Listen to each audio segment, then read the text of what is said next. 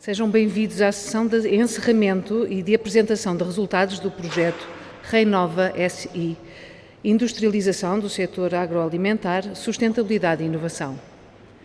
Para abrir a sessão, convido a usar da palavra o Sr. Presidente do Politécnico de Leiria, Professor Rui Pedrosa.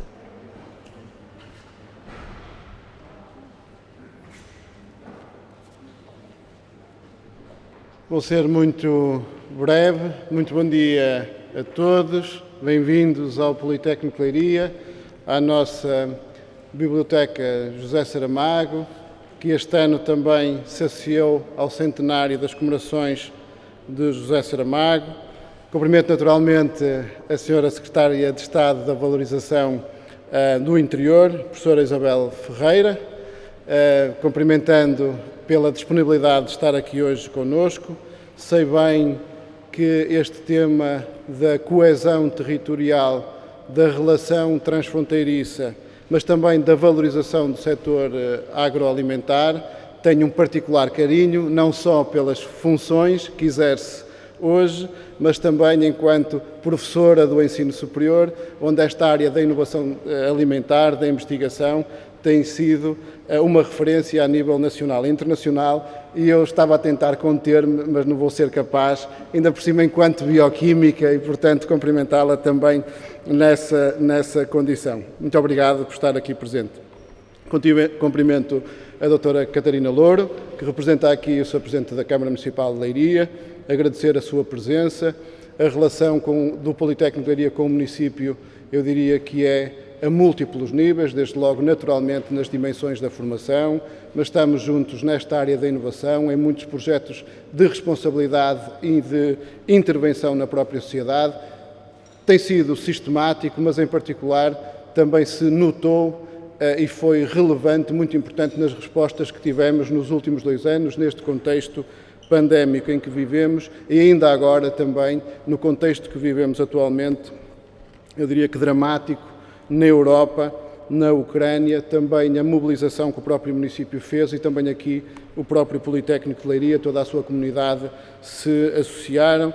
Dizer que nesta região, efetivamente, a relação entre a Academia, o Politécnico de Leiria, os municípios e as empresas acontece todos os dias, desde a formação à investigação, à inovação, mas também aos próprios contextos de internacionalização.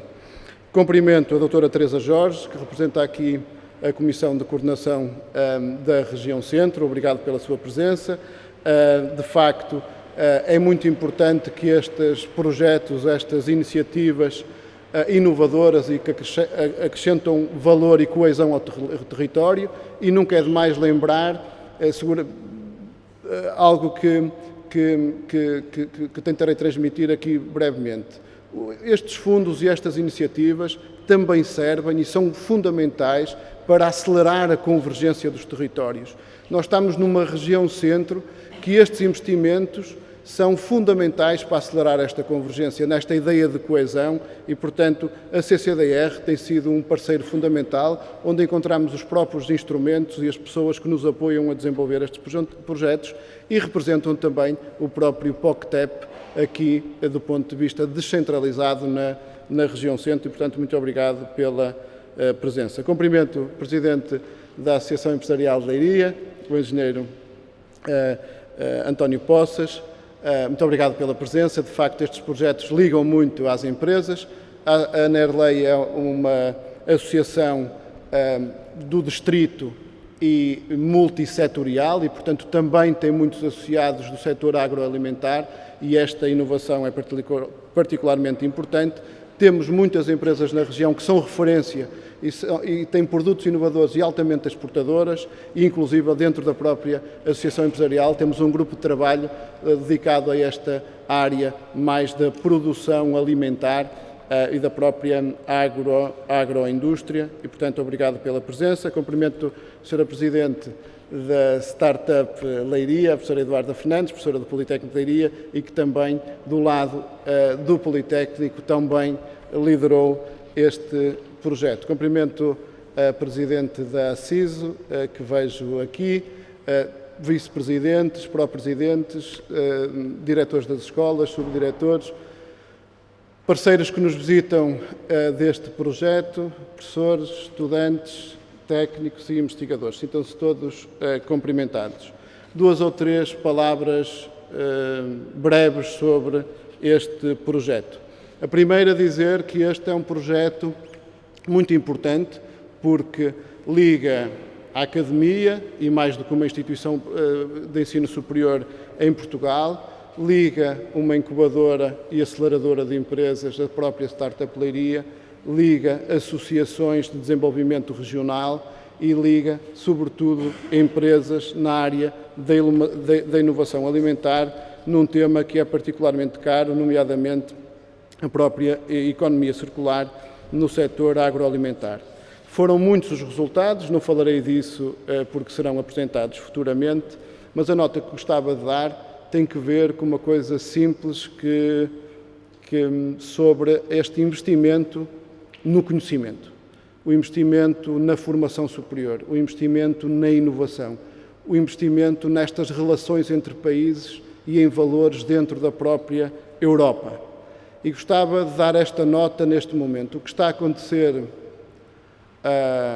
na Ucrânia, e temos lá instituições que nos relacionamos, temos lá amigos. Tive o privilégio de estar em Kiev em 2015, num projeto também europeu financiado e que o Politécnico de Leiria participava, mas dizer que este caminho todo que fizemos com mais de 20 anos de investimento na Europa, em valores comuns, nesta ideia da liberdade, da democracia, da pluralidade, de todos termos valores comuns, é disto que estamos a falar também neste projeto. É investimento que liga 2 regiões, ou dois países neste caso, numa relação transfronteiriça, e temos que aumentar o investimento na Europa para reforçar estes valores comuns, esta ideia que, de facto, a liberdade não tem preço e só pode ser conseguida com mais e melhor investimento no conhecimento,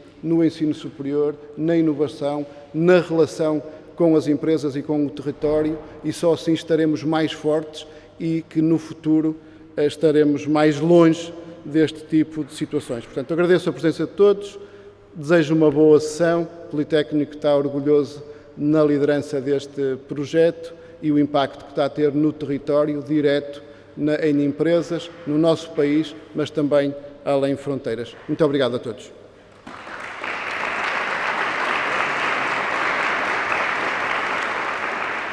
Obrigada.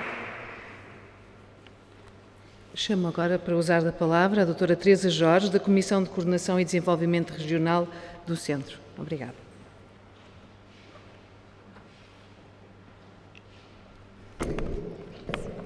Muito obrigada. Eu permitia-me poupar nos cumprimentos individualizados, cumprimentos todos generalizadamente, associo-me aos cumprimentos que o Sr. Presidente do Instituto Politécnico já fez, e gostava de não usar mais do que os 5 minutos que estavam previstos, mas usando-os para sublinhar uma coisa que eu espero que não entendam como palavras de circunstância. Eu acho que este projeto que hoje se encerra é um projeto absolutamente exemplar do ponto de vista do que pode e deve ser um projeto de cooperação transfronteiriça financiado com um instrumento como é o POCTEP. E gostava de salientar as 2 ou 3, 4, 5, acho que já, ainda agora, depois de ouvir as palavras do Sr. Presidente, acrescentei uma sexta característica deste projeto que eu acho que contribui para o poder classificar assim. Só um pequeno parênteses, a cooperação transfronteiriça é um tema que me diz muito, há anos que trabalho, mais diretamente ou menos diretamente, desde o século passado, já tenho idade para isso, e o POCTEP em concreto, muito. Neste momento não tenho funções executivas diretamente, mas acompanho muito de perto o desenvolvimento, porque, como já foi dito, a Comissão de Coordenação e Desenvolvimento Regional do Centro faz parte da estrutura de gestão do programa, e temos a Unidade de Coordenação Regional do Centro, que no fundo é a estrutura de proximidade com os parceiros da região centro que se envolvem neste tipo de projetos. Porquê é que eu digo que este projeto é exemplar? é liderado por uma região, por um parceiro da região centro. E não é por ser da região centro, é por ser um parceiro português, que é verdadeiramente uma exceção. Como sabemos, não vamos agora entrar nessa conversa, o POCTEP tem algum desequilíbrio do ponto de vista do volume financeiro que é disponibilizado pelo Estado-membro de Espanha e aquele que é possível disponibilizar pelo Estado-membro de Portugal, não por vontade, pelas regras, é assim, e por isso raramente os parceiros portugueses são líderes, são coordenadores. Por esta razão de financiamento. Ora, eu acho que este é exatamente um excelente contra-exemplo, porque se formos, vocês não fizeram isso, mas eu fiz, olhar para os orçamentos, o parceiro coordenador não tem de todo, de longe, o maior orçamento, muito antes, pelo contrário, os parceiros espanhóis continuam a ter um volume financeiro muito maior e isso não impede a liderança de estar do lado de cá, e eu gostava muito de sublinhar isso e de cumprimentar muito a coragem de o fazer, porque eu acho que é disso que se trata. A nota que eu acrescentei quando ouvi o Sr. Presidente do Politécnico, faz o pleno para a região centro, porque envolve parceiros das duas comunidades de cooperação transfronteiriça em que a região centro está envolvida. Nós temos uma cooperação, uma comunidade de trabalho com a região de Castela e Leão e há parceiros da região de Castela e Leão envolvidos e integramos outra comunidade que é a Euro-região Euro-ERSE, Alentejo, Centro, Extremadura, e há parceiros do Alentejo e da Extremadura. Portanto, este projeto, desse ponto de vista, faz o pleno de articulação de entidades neste território, que é o nosso território de proximidade e de trabalho em matéria de cooperação transfronteiriça. Mas há uma característica, estas duas não são despecientes, mas há uma que eu gostava muito de sublinhar. Este projeto tem 12 parceiros, 6 são da região centro. Do Alentejo há um parceiro. E o que eu quero sublinhar com isso é que a articulação que foi feita e que o Sr. Presidente já sublinhou, e eu gostava de pôr um sublinhado mais a grosso por baixo disso, entre as entidades da região centro na participação neste projeto é verdadeiramente central. Nós percebemos que conseguimos alcançar melhores resultados quando trabalhamos em colaboração, e isto não é apenas não são palavras ocas, é de facto verdade, juntar parceiros que têm competências complementares, como são incubadoras, com centros tecnológicos, com instituições de ensino superior, territorialmente distribuídas, e eu volto, e este é outro aspecto que eu gosto muito de sublinhar, na região centro, a totalidade do território é elegível para o POCTEP, mas é evidente que o POCTEP é o Programa de Cooperação Transfronteiriça Espanha-Portugal e, portanto, o território de fronteira, as preocupações e os temas que são caros ao território de fronteira e as entidades do território de fronteira são verdadeiramente o elemento central.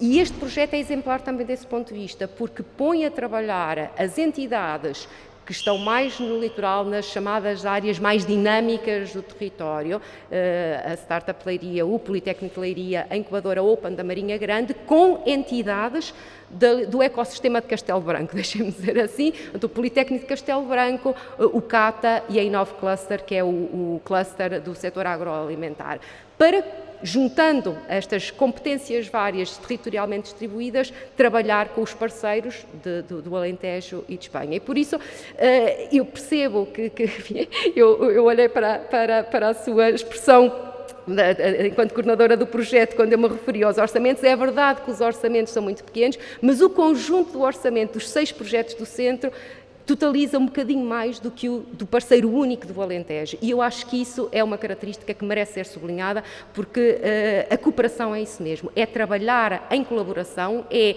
encontrar complementaridades noutros parceiros e conseguir um resultado que é, para usar aquela expressão clássica, que é muito mais do que a soma das partes, como bem sabemos. E depois incide numa temática que é absolutamente central nos dias de hoje, que tem a ver com a transição para uma economia circular. Não me vou alargar sobre isso, falarei um bocadinho mais à frente, sobre esta nota. Última referência que não queria deixar de fazer. Por natureza, estes projetos são projetos, em termos de volume financeiro, pequenos, porque o próprio programa, quando comparado com outros instrumentos de financiamento, e também falarei um bocadinho mais disso mais adiante, na outra intervenção que farei, é de uma dimensão diminuta e por isso é muito importante usá-lo para a única coisa para que ele deve ser usado, que é exatamente para fazer aquilo que não pode ou que é melhor feito se for feito em colaboração com os parceiros do lado de lá da fronteira. E foi isso exatamente que este projeto fez, criando metodologias. Eu olhando aqui para a pequena brochura que foi feito, há uma base de dados normativa, há 4 manuais de boas práticas, há um documento de gestão de circularidade, de que obviamente as empresas beneficiárias deste projeto, as 32 que foram objeto de diagnóstico e sobretudo as 14 que foram mesmo apoiadas, metade das quais portuguesas, se eu bem percebi, beneficiaram diretamente, mas estes materiais, estes produtos, chamamos-lhe assim, vão ficar disponíveis e podem ser usados e replicados noutros contextos. E é isso que estes projetos podem e devem fazer, é testar metodologias, desenvolver pilotos, que, à escala do programa, são necessariamente limitados, mas que, se forem bem-sucedidos, como este foi, claramente têm um potencial de replicação imenso e é esse exatamente o grande contributo que podem dar. Só uma nota final mesmo, este projeto vem na sequência de um outro projeto igualmente bem sucedido, não queria deixar de fazer essa referência, que foi o Reinova, a versão inicial, que teve uma filosofia muito semelhante, não exatamente focado na economia circular no setor agroalimentar, mas focado na inovação, na criação de novos produtos, portanto na inovação, e há esta dimensão de trabalho de proximidade e de apoio a empresas que dificilmente teriam capacidade, porque são muito microempresas, teriam capacidade de poder beneficiar de apoios deste género. Isso foi conseguido no contexto do projeto anterior, nessa lógica mais ampla, foi conseguido aqui neste assunto que é absolutamente primordial para todos nós, que é o da transição para uma economia mais circular. Obrigada, bom dia.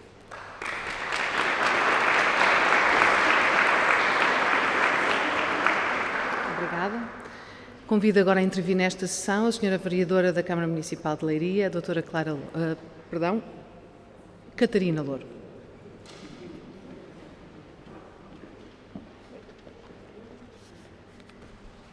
Bom dia a todos e a todas. Portanto, em primeiro lugar, de cumprimentar naturalmente a Sra. Secretária de Estado, é um prazer recebê-la em Leiria. O excelentíssimo Sr. Presidente do Politécnico, como disse bem, já não somos parceiros, praticamente somos amigos, tendo em conta todos os desafios que enfrentamos, quer o Politécnico, quer a Câmara em conjunto. Excelentíssimo Sr. Presidente da NERLEI, Engenheiro António Poças, que entra nesta equação, precisamente, não é? E a minha querida amiga Eduarda Fernandes, que está aqui na dupla condição, portanto, é Presidente da Startup, está aqui também como coordenadora deste projeto, é uma pessoa que admiro e que temos vindo a trabalhar nos últimos 2 anos, especialmente. E, portanto, todas as entidades que estão aqui representadas também se sintam cumprimentadas e, portanto, dizer-vos em primeiro lugar que é com enorme satisfação que vemos naturalmente Leiria ser palco desta iniciativa, não é? Receber aqui esta sessão de encerramento, a estar envolvida neste tipo de projetos, porque efetivamente temos cada vez mais uma projeção internacional e com este tipo de projetos que o Politécnico lidera, temos tido a sorte de serem cada vez mais projetos. Portanto, felicitar todas as entidades que estão envolvidas neste consórcio e, mais uma vez, o Politécnico, porque, de facto, este dinamismo faz com que a região de Leiria, que já naturalmente é uma região empreendedora e competitiva, acabe por ganhar aqui mais uma alavanca na sua projeção transnacional, neste caso, e em termos económicos. E, portanto, o percurso desta região, como sabem, em termos de economia e de empreendedorismo tem sido, de facto, ímpar. Historicamente, nós temos empresários e empresárias que têm mostrado muita resiliência, uma grande capacidade de gestão de risco e uma grande capacidade de adaptação a todos os desafios que se vão colocando. E, portanto, para nós é sempre um grande gosto ver este tipo de projetos, envolvê-los, contribuir para a evolução da própria economia e desta transição que temos estado aqui a falar da economia linear para a economia circular. Porque, efetivamente, nós temos todas as vantagens de uma região competitiva, temos todas as vantagens de uma região industrial, mas com estas vantagens, de forma inevitável, vêm algumas desvantagens, digamos assim, alguns problemas que decorrem muitas vezes também e especialmente da própria incapacidade ou desconhecimento, digamos assim, da forma como se podem gerir os próprios resíduos resultantes do sistema produtivo. E, portanto, esta é uma temática que ao município de Leiria preocupa imenso e, portanto, reconhecemos que é urgente mudar este paradigma, queremos contribuir e, portanto, nas políticas municipais temos trabalhado em prol destas estratégias mais eficientes, contamos com o Politécnico, com a Nerlei e com a Startup nesta caminhada para resolvermos alguns problemas ambientais, precisamente através destas práticas que agora são transmitidas entre os vários países, entre as várias regiões e que podem de facto ser aplicadas à nossa região para continuarmos a dar estes passos seguros no caminho da inovação, mas com base de facto na questão da sustentabilidade e da eficiência energética. E portanto, não só será necessário continuar com estes projetos de parceria, de partilha de conhecimento, contarmos com o Politécnico nesse sentido, como também continuarão a ser necessários os sistemas de incentivos para que as nossas empresas, mesmo as micro, consigam efetivamente fazer esta mudança, porque é uma mudança que muitas vezes também é cara, tem um custo associado e precisamos destes apoios para que todos e todas possamos beneficiar das vantagens e daqui a uns anos consigamos falar aqui que a região é competitiva, continua a ser inovadora e que já não tem estas desvantagens associadas. Muito obrigada, bom trabalho a todos.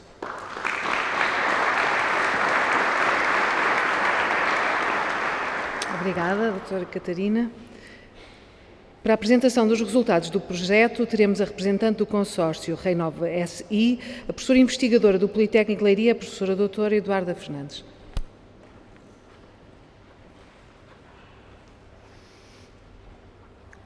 Muito bom dia a todos. Eu gostava, em primeiro lugar, de agradecer a presença de todos. Eu também não vou particularizar, de qualquer das maneiras, num dia em que estamos a marcar o encerramento, a conclusão de um projeto que, sendo muito caro para o Politécnico de Leiria, e aqui ia fazer uma particular referência a algumas palavras que a doutora Teresa Jorge mencionou no que diz respeito ao esforço de coordenação de um projeto que o Politécnico de Leiria teve, no fundo, a ousadia de querer agarrar, apesar de todas as dificuldades. Mas congratular-me com a vossa presença aqui, agradecer a todos os parceiros, a todas as entidades da Academia e dizer que foi um projeto que, tendo iniciado no segundo semestre de 2019 e tendo aqui, vamos terminar agora no início de abril, como todos sabem, decorreu num período particularmente difícil. Este projeto é um projeto de cooperação, já foi aqui descrito, eu também vou falar da questão territorial, etc., envolve os tais 12 parceiros, mas o período de execução do projeto foi particularmente complicado e ontem tive a oportunidade de, na reunião de parceiros, agradecer a todos o empenho e a dedicação que tiveram para conseguirmos chegar a bom porto e termos estes resultados que hoje vamos aqui apresentar. Aos parceiros, agradecer uma vez mais aquilo que foi a capacidade de resiliência, com muitos altos e baixos, muitos sacrifícios pessoais. As empresas estão aqui, algumas representadas, elas próprias também tiveram que se ajustar no período em que nós apanhamos aqui todos os confinamentos. Muitas das atividades que estavam previstas tiveram de ser reajustadas, readaptadas. Visitas às empresas que foram sucessivamente adiadas, outras tiveram que ser substituídas e nós sabemos que não é a mesma coisa fazer diagnósticos online, com reuniões teletemáticas e depois percebemos quando vamos numa visita final à empresa que afinal percebemos um bocadinho mal ou a coisa até era um bocado mais, era diferente daquilo que nos estava a parecer quando estávamos à distância. Por isso, gostava de começar por fazer esta primeira nota, este primeiro agradecimento. Foi, de facto, fruto de muita resiliência de toda a equipa e das empresas beneficiárias.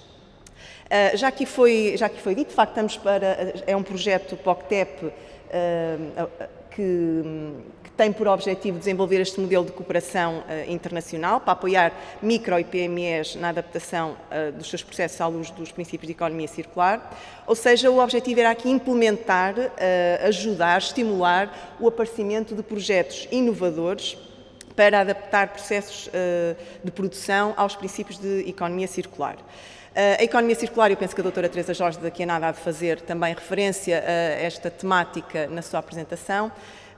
Tendo em conta a definição de economia circular, no fundo, o projeto o que pretendia era ajudar as PMEs e micro deste setor a caminhar para estes modelos de negócio que garantissem que, efetivamente, todos os recursos estavam a ser utilizados da forma mais eficiente possível e manter aqui o valor, a utilidade desses mesmos recursos, idealmente sem desperdícios. É a definição de eficiência. Eu sou economista e, portanto, o que nós visamos é isto. O enquadramento do projeto, apesar de ele surgir, como disse também já a doutora Teresa Jorge, o Reinova SI é o segundo projeto deste grupo de parceiros. Tivemos um projeto anterior, o Reinova, que visava apoiar a inovação no âmbito da internacionalização. Aqui tinha esta especificidade da economia circular e enquadra-se, no fundo, aquilo que é a estratégia, as principais orientações estratégicas da União Europeia que estão vertidas no Pacto Ecológico Europeu, em concreto, ou mais especificamente, a estratégia Farm to Fork, e também no âmbito do Pacto para a Economia Circular. Nesse sentido, e no fundo dizer que foi por isso que, no seguimento daquilo que já estávamos a fazer, querendo continuar a apoiar a inovação, achamos que, em concreto, este caminho de um modelo de desenvolvimento linear para uma economia circular precisava de ser também apoiado no âmbito deste tipo de financiamentos. Foi já aqui apresentado o consórcio, já foi aqui referido a existência de 12 parceiros, sendo que temos parceiros portugueses e espanhóis no âmbito quer das instituições de ensino superior, o Politécnico Castelo Branco, o Politécnico de Leiria, temos câmaras de comércio, a Câmara de Comércio de Badajoz e de Valladolid, temos centros tecnológicos de Portugal e de Espanha, centros de investigação e as próprias incubadoras e associações empresariais, como é o caso da Vitartis. Esta colaboração que foi estabelecida e aqui já, no fundo, frisada a importância da região e da localização que abrangia, de facto, Centro, Alentejo e Extremadura e Castilha e Leão em Espanha, permitiu uma colaboração transfronteiriça, mas uma colaboração alargada com o ecossistema local. E esta colaboração alargada beneficiou, de facto, da relação que cada um destes parceiros já tem com os parceiros locais. Apesar de estarmos aqui 12 parceiros identificados neste consórcio, a verdade é que todos nós também comunicamos em cada uma das nossas regiões com muitos outros parceiros. Daí que um dos resultados do projeto seja essa mesma rede de colaboração. A Nerley, por exemplo, não é um parceiro oficial, ou a Câmara Municipal não é um parceiro oficial do projeto, mas, na verdade, todos nós, para levarmos a cabo as nossas atividades, temos em cada uma das regiões relações privilegiadas com outras instituições e que permitem, então, esta colaboração alargada.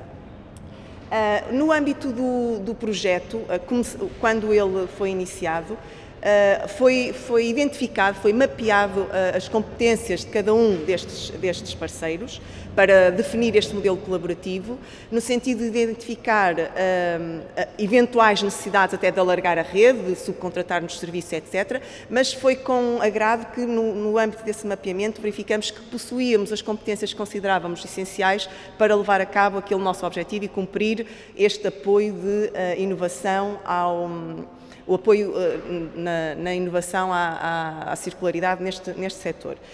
E, portanto, competências que tinham que ver com aquilo que eu já acabei de dizer, com as próprias relações com o tecido empresarial, com a capacidade de elaboração e captação de modelos de negócio, as competências técnico-científicas, a existência de infraestruturas de suporte, que, por exemplo, depois permitiram, numa fase final, a realização de análises sensoriais, físico-químicas, etc. E, portanto, O consórcio que vinha já de trás, também para este objetivo em concreto, tinha as competências que considerávamos essenciais para o realizar com sucesso. Assim sendo, avançamos na construção da tal metodologia para apoiar esses beneficiários, essas empresas. E essa metodologia passou, depois de ações de sensibilização e de captação das empresas para participarem no projeto, foi com base nesta complementaridade que então foi construído um modelo de diagnóstico de circularidade para aplicar às empresas selecionadas. Este diagnóstico de circularidade, que no fundo também vamos partilhar esta ferramenta que foi criada, incluía a avaliação de vários itens, nomeadamente em termos de caracterização do sistema produtivo, a toxicidade das matérias-primas que eram não utilizadas, recursos energéticos, hídricos, etc. Portanto, um modelo de diagnóstico, mas que fosse passível de ser utilizado nestas empresas, e quem esteve no terreno a trabalhar com as empresas sentiu muitas vezes as dificuldades até na linguagem para fazer este diagnóstico é preciso que as empresas saibam do que é que estamos a tratar, e recolher dados em micro e PMEs relativamente a estes indicadores foi um desafio bastante grande. Por isso é que, por exemplo, uma outra atividade que tivemos no âmbito do projeto e que teve que ver com a realização de workshops para a capacitação destas empresas, eu diria que foi tão ou mais importante como os diagnósticos que realizamos. Ou seja, com base nestes workshops, e que foram proporcionados, quem participou foram empresas que estavam a ser alvo destes mesmos diagnósticos, e, portanto, elas indicaram em pessoas da sua empresa, funcionários da sua empresa para participar. Foram, no fundo, nivelados conhecimentos, foram apresentados princípios básicos de economia circular, conceitos relacionados com a metodologia do ciclo de vida, de ecodesign, etc. E foi possível perceber, às vezes, o gap, a diferença entre aquilo que nós, na fase de diagnóstico, precisávamos de saber e achávamos que era importante que as empresas identificassem. E pós-workshops, ou no decorrer dos workshops, tínhamos quase que finalmente as empresas a perceberem do que é que estávamos a falar e da importância daquela avaliação que estávamos ali a fazer. Finalmente, todas estas empresas que foram apoiadas em fase de diagnóstico receberam um plano de ação que era constituído por identificação de ações de melhoria, e nessas ações de melhoria eram nomeadamente apresentadas propostas de valorização de subprodutos, por exemplo, de resíduos, de recursos energéticos, etc.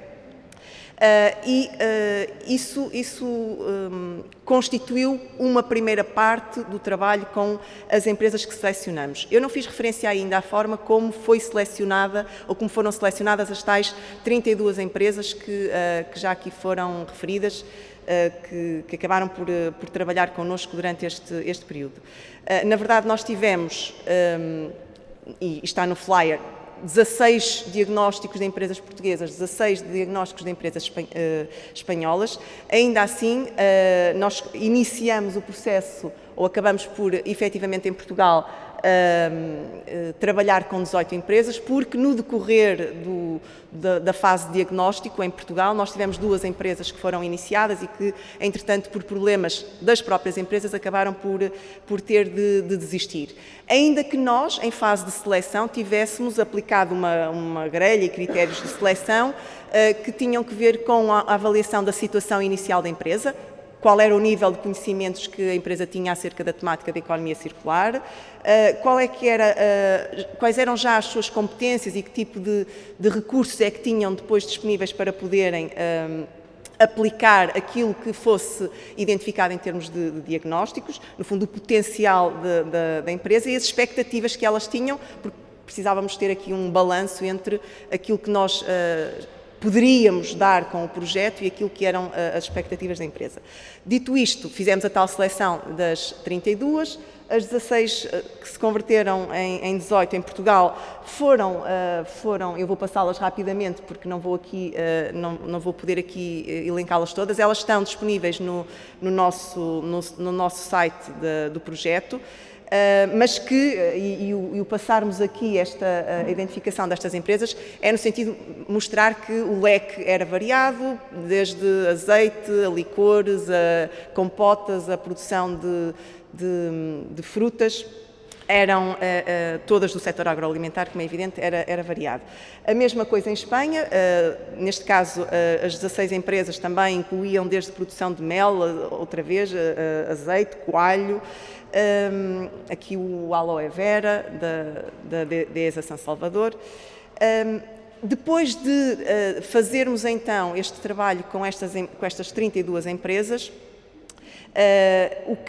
o passo seguinte foi acompanhar, porque não podíamos acompanhá-las todas, não tínhamos recursos para tal, acompanhar 14 dessas 32 empresas numa fase posterior de implementação dos planos de ação. Aliás, aquilo a que nos tínhamos comprometido eram 12 empresas. Na nossa candidatura estávamos comprometidos com o acompanhamento de 12 empresas nessa fase.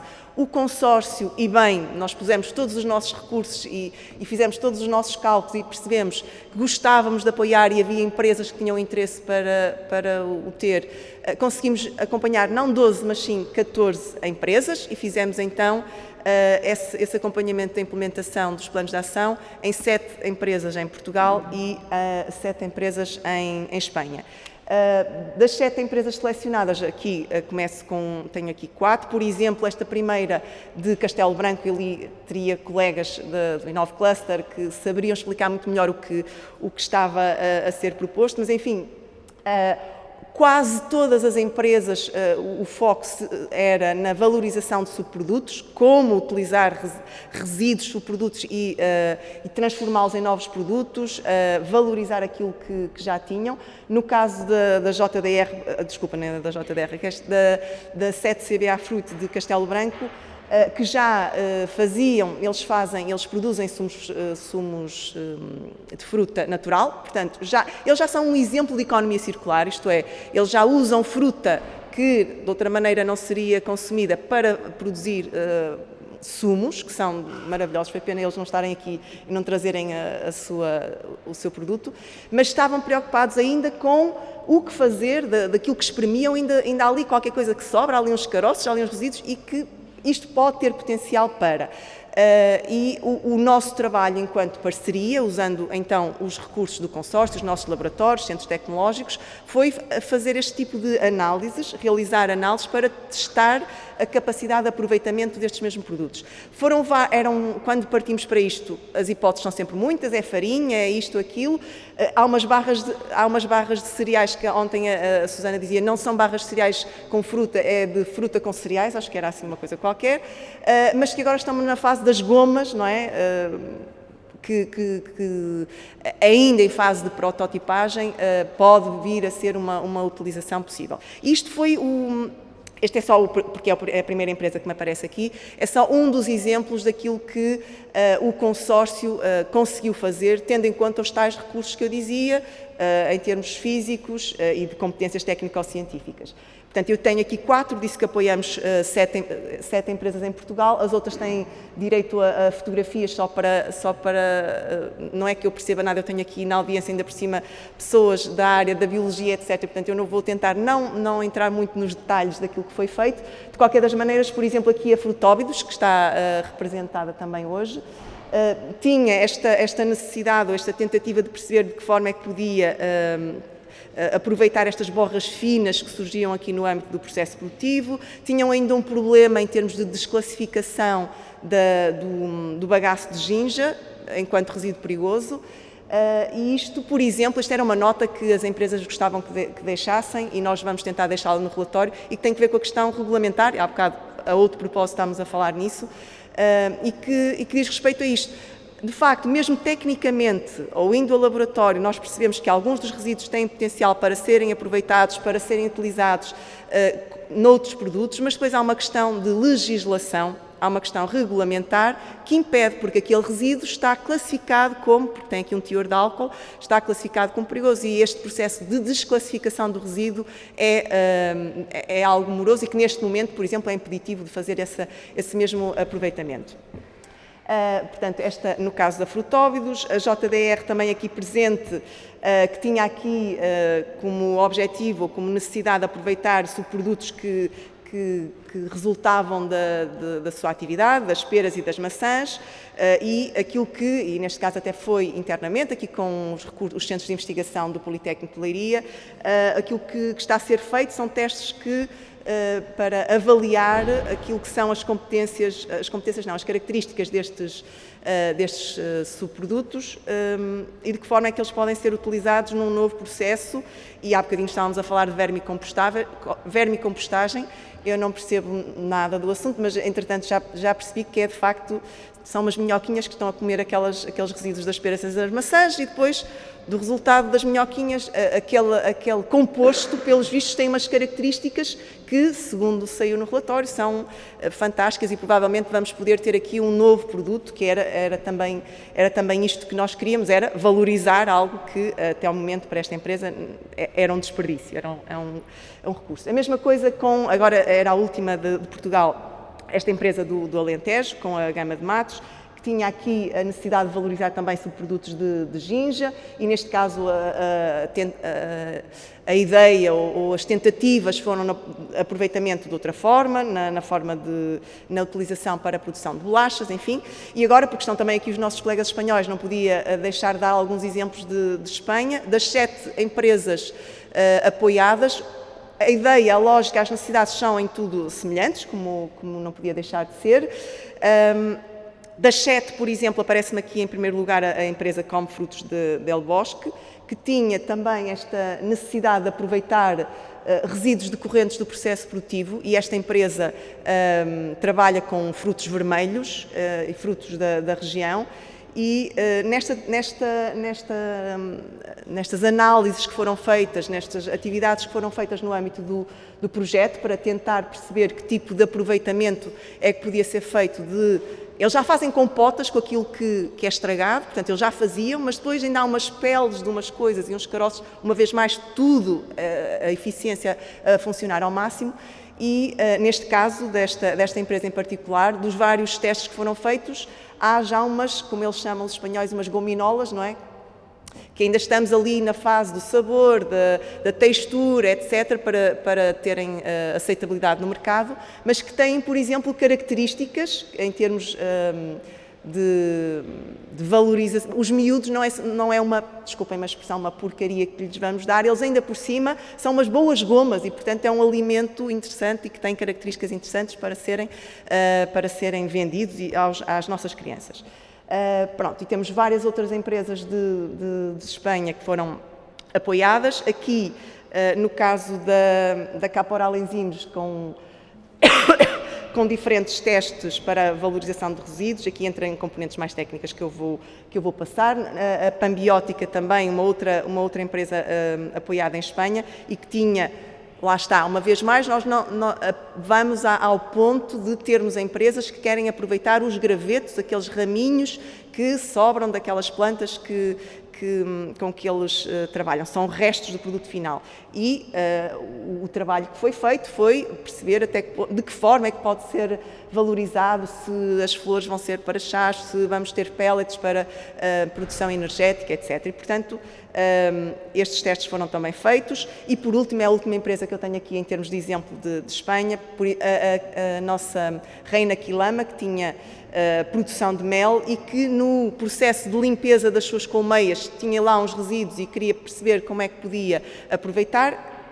O projeto, o que esteve a fazer de facto foi precisamente testes, ensaios laboratoriais para perceber as características desses mesmos resíduos e de que forma poderiam ser então potenciados ou valorizados. E aqui, nomeadamente em velas aromáticas, depois havia aqui uma componente de valorização energética que também se quer continuar a trabalhar, mas foram estes alguns dos passos, alguns dos exemplos trabalhados, quer em Portugal, quer em Espanha. Em síntese, e apesar de já terem sido logo de início referidos aqui os resultados, o projeto, ele termina agora em abril, ele, apesar de todas as condicionantes, apesar de todas as adaptações que tiveram de ser feitas, foi conseguido em pleno, ou seja, o modelo de consultoria, o modelo de colaboração foi conseguido, foi implementado, apoiando 16 empresas em Espanha, 16 empresas em Portugal, indo além do objetivo inicialmente estipulado de apoiar 12 planos de ação, conseguimos implementar 14 planos de ação e também foi há bocadinho aqui referido, na verdade tudo isto foi, ao longo destes cerca de 2 anos e meio, foi conseguido através da realização de diferentes atividades, que eu também já fui aqui referindo, nomeadamente a questão dos workshops, mas dar aqui uma nota que foi numa fase muito inicial, não era suposto serem webinars, era suposto serem sessões presenciais, mas aquelas ações de captação e de sensibilização que nós fizemos no início, nós tivemos a noção de que foram igualmente importantes, apesar de, naquela fase nós tivemos 250 participantes naqueles webinars, nos 3, estão disponíveis online, as visualizações também já estão cerca de 1000, mas mais do que essa questão dos participantes e visualizações, estas empresas depois não puderam todas elas participar no projeto e ser apoiadas nestas fases de diagnóstico e planos de ação. No entanto, saíram algumas delas dos webinars, fizeram-nos alguns contactos e interessadas em determinados aspectos e elas próprias a perceberem-se, no final destas sessões, que afinal algumas até já faziam algumas ações que até eram de economia circular e não sabiam, olha, isto é economia circular, e por um lado, e por outro lado, a perceber que com pequenos gestos, com pequenas alterações de comportamento, também poderiam caminhar e fazer essa passagem da linearidade para a circularidade. Portanto, achamos que esta capacitação, esta coisa, falamos muito de capacitação e às vezes achamos que é só mais uma palestra, mais um workshop, mas acaba por trazer resultados porque as pessoas não têm noção às vezes daquilo que podem ganhar com pequenas transformações. Pronto, e termino então com a apresentação de um pequeno vídeo que sintetiza muito melhor o resultado do projeto, muito mais do que aquilo que acabei de dizer. Espero que, apesar da luz, seja possível. O Sr. Manuel é um produtor alimentar e para produzir precisa de várias matérias-primas que entrem na sua empresa. A partir daqui, o Sr. Manuel inicia a produção do seu produto incrível, um sumo delicioso para todos nós. Quando essa bebida poderosa está criada, ela é colocada em garrafas de vidro que são depois agrupadas e transportadas até aos pontos de venda, para que os consumidores a possam desfrutar. O que não vemos é o desperdício gerado neste processo de fabrico. Todos estes resíduos não são aproveitados pelo Sr. Manuel e são deitados fora, tal como parte do seu investimento inicial. O Sr. Manuel fica a perder, mas também todos nós. Graças ao projeto Renova em si, composto por uma equipa multidisciplinar de entidades portuguesas e espanholas, criado com o único objetivo de ajudar as PMEs do setor agroalimentar a melhorarem os seus processos de produção, o Sr. Manuel vai conseguir diminuir a sua pegada ecológica e aumentar a rentabilidade do seu negócio, tornando-se mais eficiente. Mas como? Através de workshops de capacitação, várias empresas selecionadas tomaram contacto com os conceitos mais relevantes de economia circular, debateram ideias e discutiram possíveis soluções a serem implementadas nas suas próprias empresas.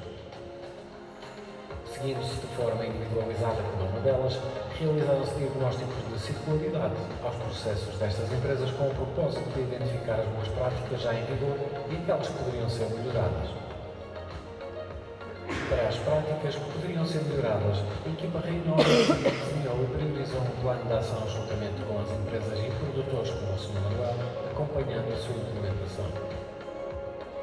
Graças a um processo mais circular, o Sr. Manuel conseguirá diminuir o consumo hídrico e energético e reaproveitar os resíduos, podendo introduzi-los no processo de criação do mesmo produto ou ainda criando novos produtos. Mesmo os resíduos que não são aproveitados pelo Sr. Manuel podem ser encaminhados para outras empresas onde serão transformados em novos produtos. Assim, o Sr. Manuel fica mais feliz por perceber que consegue produzir de forma muito mais eficiente e ainda contribuir para um mundo melhor.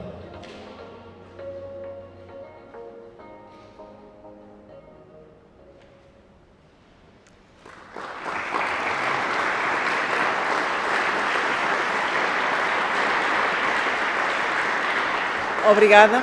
Já perceberam porque é que eu não pus o vídeo no início? Porque se tiver, isto evitava estes minutos todos que eu tive aqui a falar.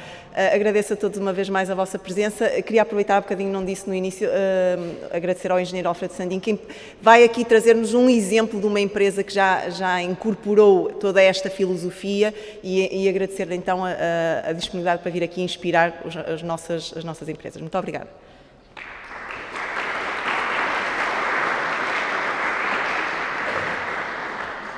Teremos seguidamente a intervenção da doutora Teresa Jorge, da Comissão de Coordenação e Desenvolvimento Regional do Centro, que nos vai falar sobre a importância da economia circular e dos fundos POCTEP para a colaboração transfronteiriça.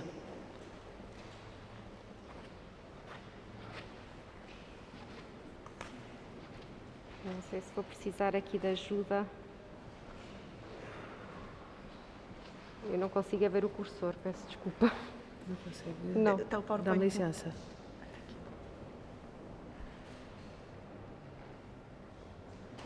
Não consegue ver bem? Não, assim, Agora já consegue? Sim. Eu não conseguia ver o cursor. Muito bem. Bom, muito bem. Tinham-nos pedido para fazermos aqui uma pequena intervenção sobre a economia circular e os instrumentos de financiamento disponíveis, em concreto o POCTEP, nesta lógica de colaboração transfronteiriça. Eu, relativamente à economia circular, confesso que não preparei nada para vos apresentar o conceito. Ele foi muito bem ilustrado com o vídeo e com os exemplos das atividades desenvolvidas no âmbito do projeto e será, sobretudo, muito bem ilustrado pela apresentação que nos vai ser feita a seguir. Eu já tive o privilégio de estar na ESDA do Freixo do Meio, portanto sei exatamente o que é que vai aqui ser dito, de modo que não vou gastar tempo nisso, fica para a intervenção seguinte. Mas gostaria muito de, nesta expressão de economia, sublinhar a palavra economia.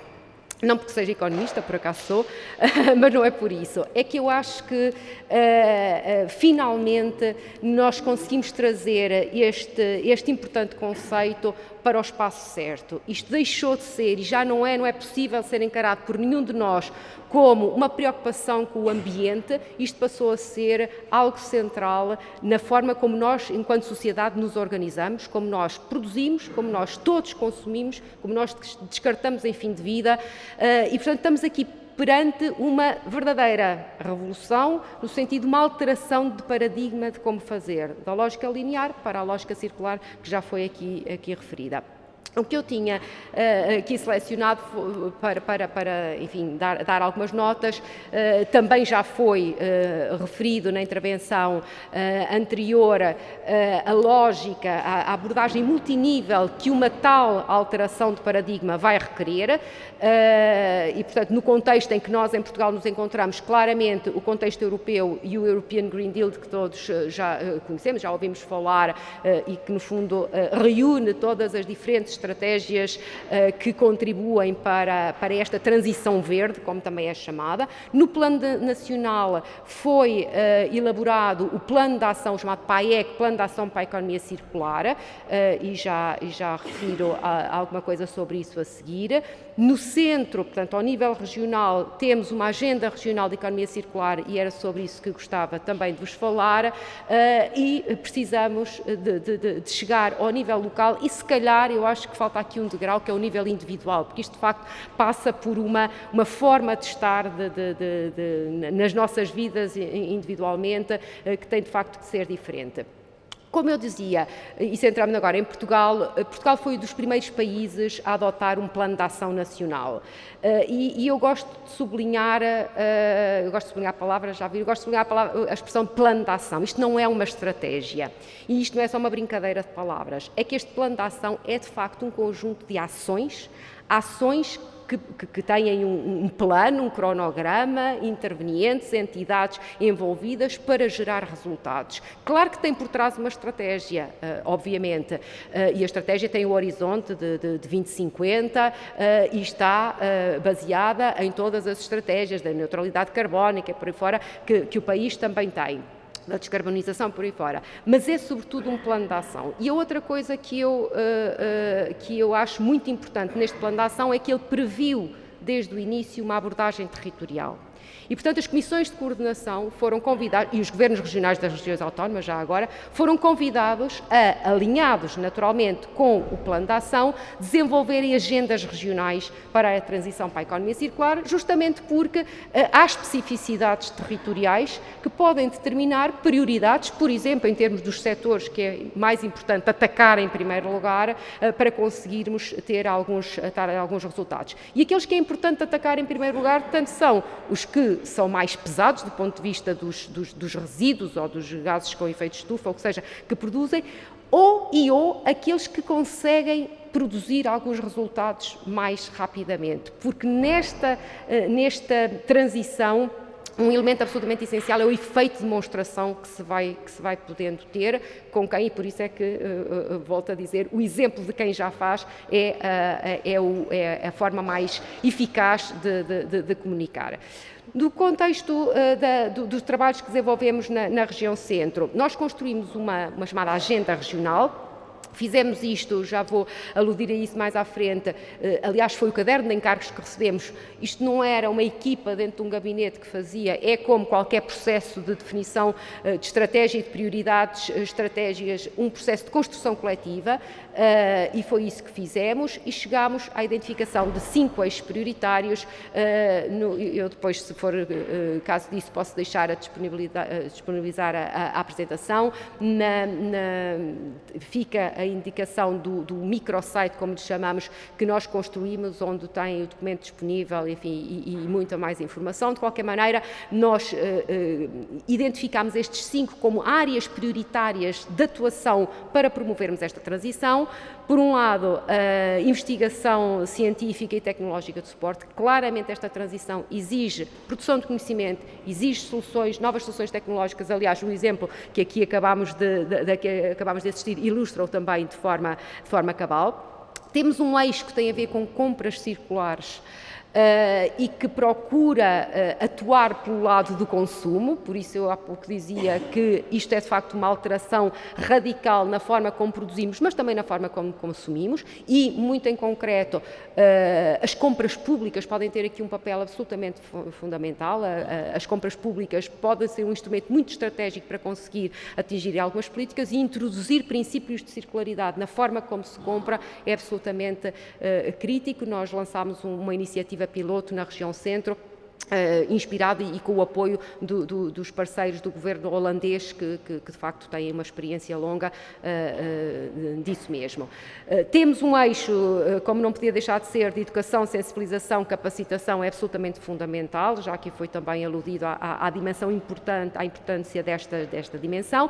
Temos um eixo muito ligado à dimensão da produção, se quisermos, e, portanto, às lógicas empresariais, às simbioses industriais, que é muito importante promover neste contexto, e temos um eixo mais territorial, mais ligado a esta filosofia, nova filosofia, ser também um mote para alguma inovação territorial. E temos 3 ações transversais: divulgação, comunicação e demonstração. Já aqui aludi à importância do efeito demonstrador, de facto, para poder conseguir ir progredindo nesta transição. Os instrumentos de financiamento, falarei disso mais adiante, e aqui o eixo da legislação e regulamentação. E aqui eu só queria fazer um parênteses, até para retomar umas palavras que a professora Eduarda proferiu quando se referiu a isto. Obviamente que numa agenda regional de economia circular alguém se pergunta, mas o que é que está ali a fazer um eixo de legislação e regulamentação? Estamos num país em que as leis são nacionais, como é óbvio. O que está ali, e obviamente que é o que está na descrição, é as sugestões, as recomendações, o sinalizar dos desafios que as entidades, quando querem proceder à adoção de práticas de circularidade, enfrentam.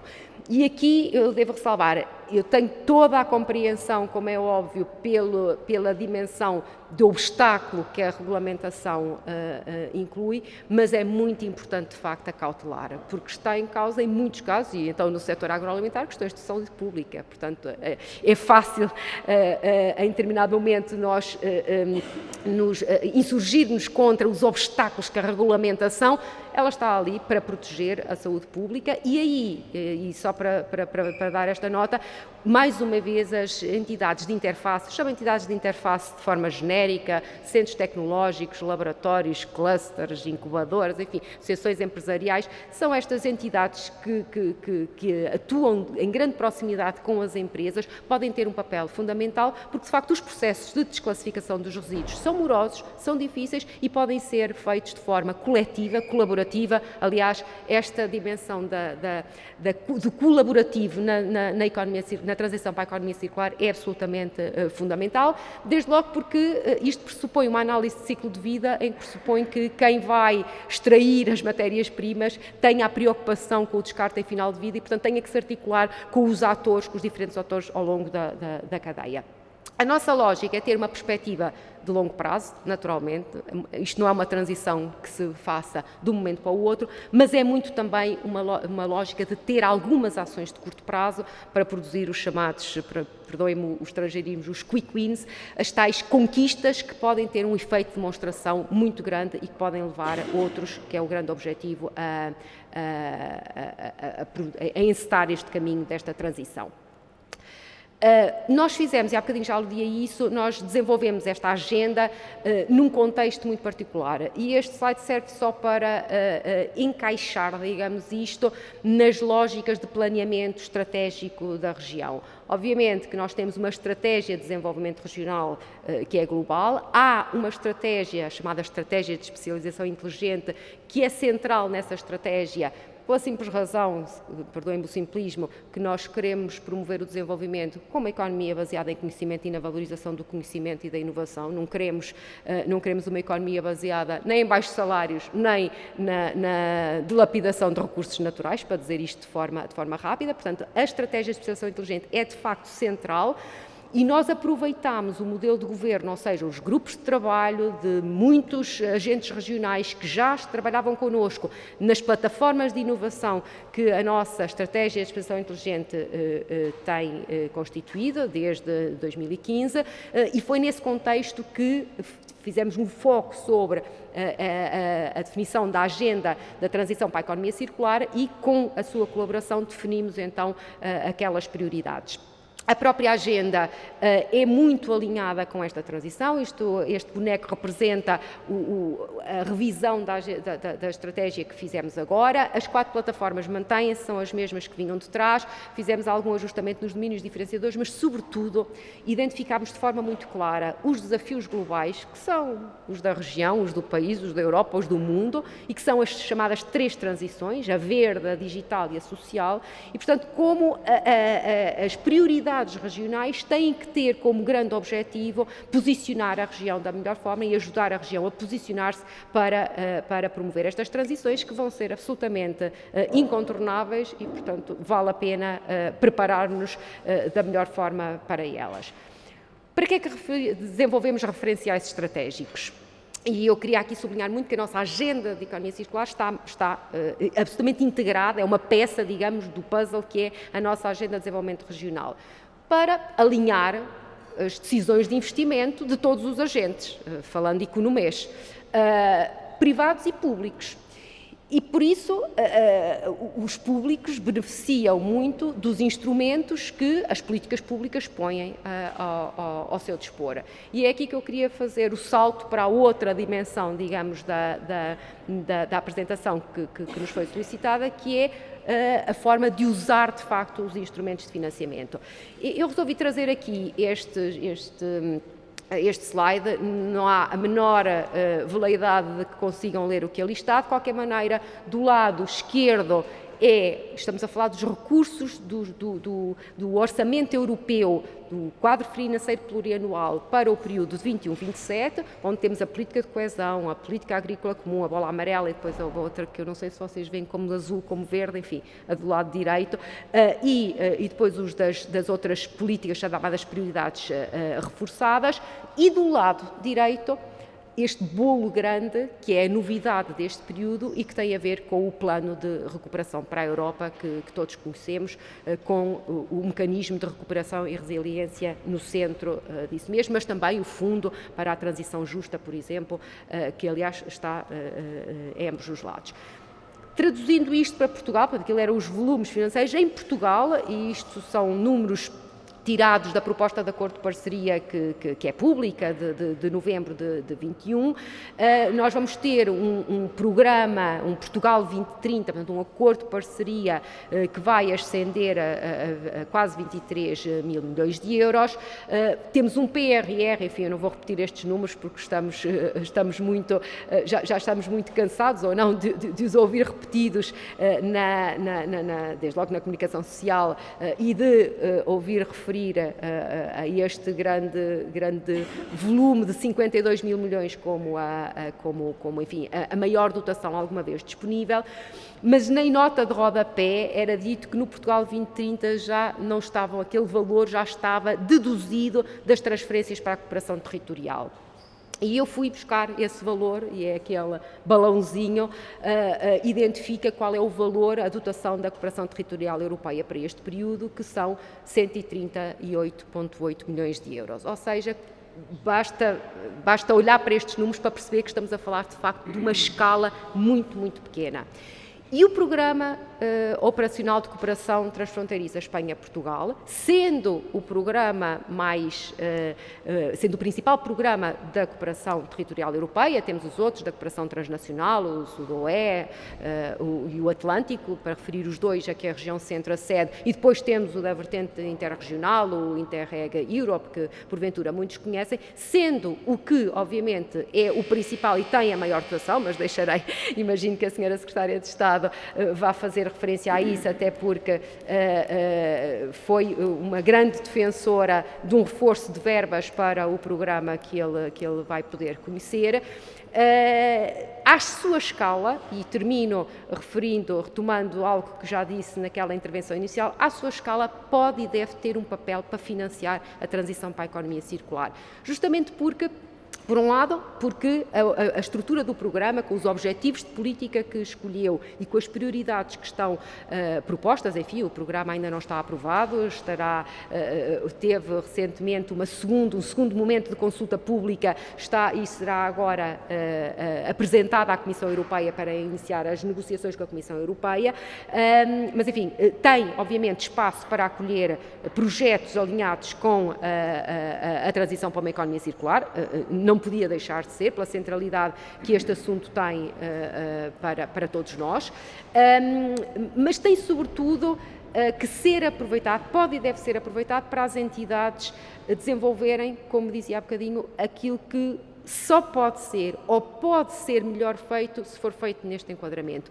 E é isso que eu acho que vale a pena convidar todas as entidades, é olhar para o conjunto vasto de instrumentos que estão disponíveis, desde os fundos estruturais que nos chegam, seja pelo Programa Operacional Regional, sejam pelos programas nacionais temáticos, já que a região centro, por ser ainda uma região de convergência, tem acesso, sejam os programas geridos diretamente pela Comissão Europeia, o programa, há pouco o Sr. Presidente do Politécnico invocava uma ida à Ucrânia, a Kiev, no contexto de um programa europeu financiado seguramente diretamente por um desses programas geridos. Temos uma grande ambição no país de aumentar, e na região centro em particular, definimos um plano para a internacionalização da ida e inovação, justamente para procurar aumentar a captação de fundos desses programas para as entidades da região centro, portanto aumentar a sua participação, desde o PRR, que tem calls já algumas abertas e que, sem dúvida nenhuma, é um volume financeiro muito significativo à disposição, mas também programas que têm outra dimensão financeira, mas que cumprem um papel absolutamente fundamental, que é este de permitir financiar uma lógica de colaboração que, sublinho mais uma vez, é absolutamente essencial no paradigma da economia social, circular. A colaboração, as lógicas colaborativas em todos é absolutamente essencial, e aqui financia com uns territórios muito particulares, que são aqueles territórios com que fazemos fronteira, ou seja, que estão na contiguidade territorial da região centro. E, portanto, eu diria que há todas as condições para continuar a haver espaço para financiar projetos como o Reinova, como o Reinova SI, e estou a referir estes não apenas por estarmos aqui no evento de encerramento deste projeto, mas porque, de facto, com toda a sinceridade, eles nos parecem-nos exemplar do ponto de vista do que pode e deve ser um projeto de cooperação transfronteiriça apoiado pelo POCTEP, em que se envolvam a região centro com os seus parceiros do lado lá da fronteira, os parceiros espanhóis. Muito obrigada.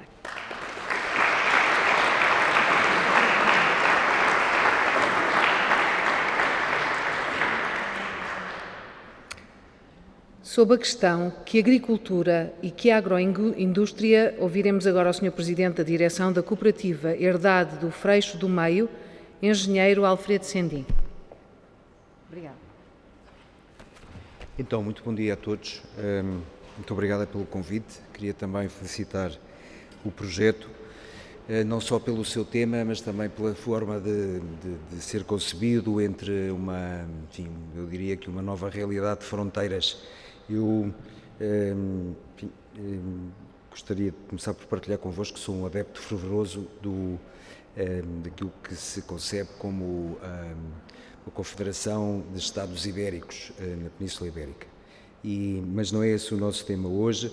O nosso tema começa pela economia circular e gostava de refletir que, de facto, porque é que estamos a falar da economia circular neste momento, e eu acho que é óbvio que tem que ver com o facto de nós, já há cerca de 10 mil anos a esta parte, estarmos centrados essencialmente no atingir dos nossos sonhos e, no fundo, também na resolução dos problemas que vamos criando no nosso desenvolvimento. Nós fomos sempre criando desafios tremendos, mas felizmente fomos também sempre sonhando, e não há nada de mal nisso, pelo contrário, acho que devemos continuar a fazê-lo, só que neste momento vamos percebendo que nos últimos 10 mil anos esquecemos de uma variável, que é encaixar a resolução dos nossos problemas e, no fundo, continuarmos a sonhar com o que quer que seja, com o funcionamento do nosso planeta. E o nosso planeta tem regras de funcionamento, não funciona de uma forma aleatória, não é um armazém de recursos que nós possamos ter apenas à nossa disposição. Sabemos muito pouco disso, está muito ligado com uma ciência chamada ecologia. Há muitos de nós que ainda pensamos que a ecologia são pessoas que têm um gosto pela natureza. Não, a ecologia é uma ciência da qual nós sabemos ainda muito pouco, mas uma das questões que sabemos é que os ecossistemas são circulares e todo o sistema natural, e uma das principais regras do planeta que porventura nos terá criado é a circularidade. E, portanto, a pergunta que se faz é porque é que nós nos afastamos da circularidade e porque é que nós temos neste momento que ir buscar dinheiro e investimentos para regressar a essa circularidade. Então, é bom recordarmos, sem querer entrar muito nesses capítulos, que aquilo que nós chamamos de ecossistemas, e também devo confessar-vos que faz muita confusão esta ideia, enfim, são pormenores, mas também para dar uma... Os ecossistemas são sistemas formados por elementos ecológicos, ou seja, do sistema natural.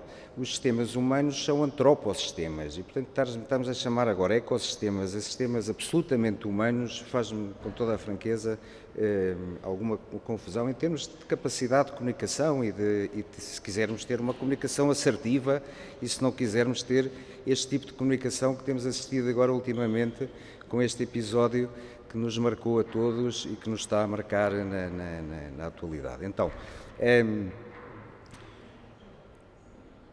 O nosso planeta tem as tais regras de funcionamento e ele começa normalmente num deserto.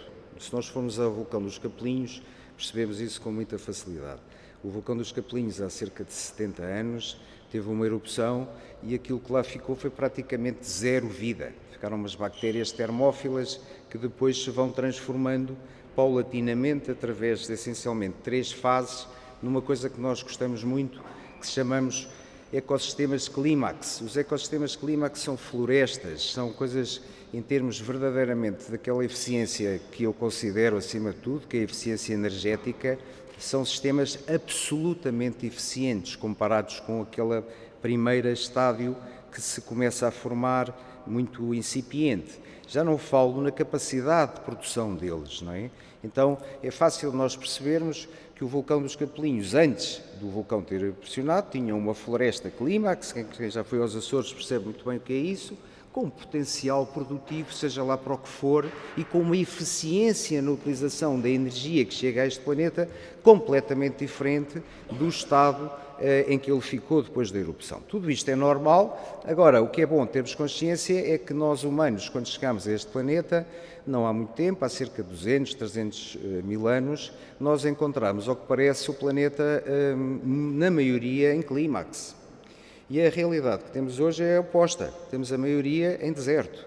E, portanto, isto, nós sabemos de onde é que isto vem do crescimento abrupto da nossa humanidade e das ferramentas que tínhamos, ou das consciências que tínhamos ou não tínhamos para lidar com as nossas necessidades, e o que é facto pragmaticamente é que nós, da maneira que sabemos ou não sabemos lidar com o planeta, arrombamos em grande medida com tudo isto, e isso traz-nos 2 grandes desafios do meu ponto de vista. Em primeiro lugar, como é que nós regeneramos o planeta? Como é que nós recapacitamos os ecossistemas para estádios muito mais eficientes e produtivos? E isso a natureza sabe fazê-lo, mas leva muito tempo. A cada ciclo, estamos a falar de 200 mil anos, podemos ter que esperar isso, dependendo dos climas e de cada momento e de uma série de fatores que estão à nossa volta.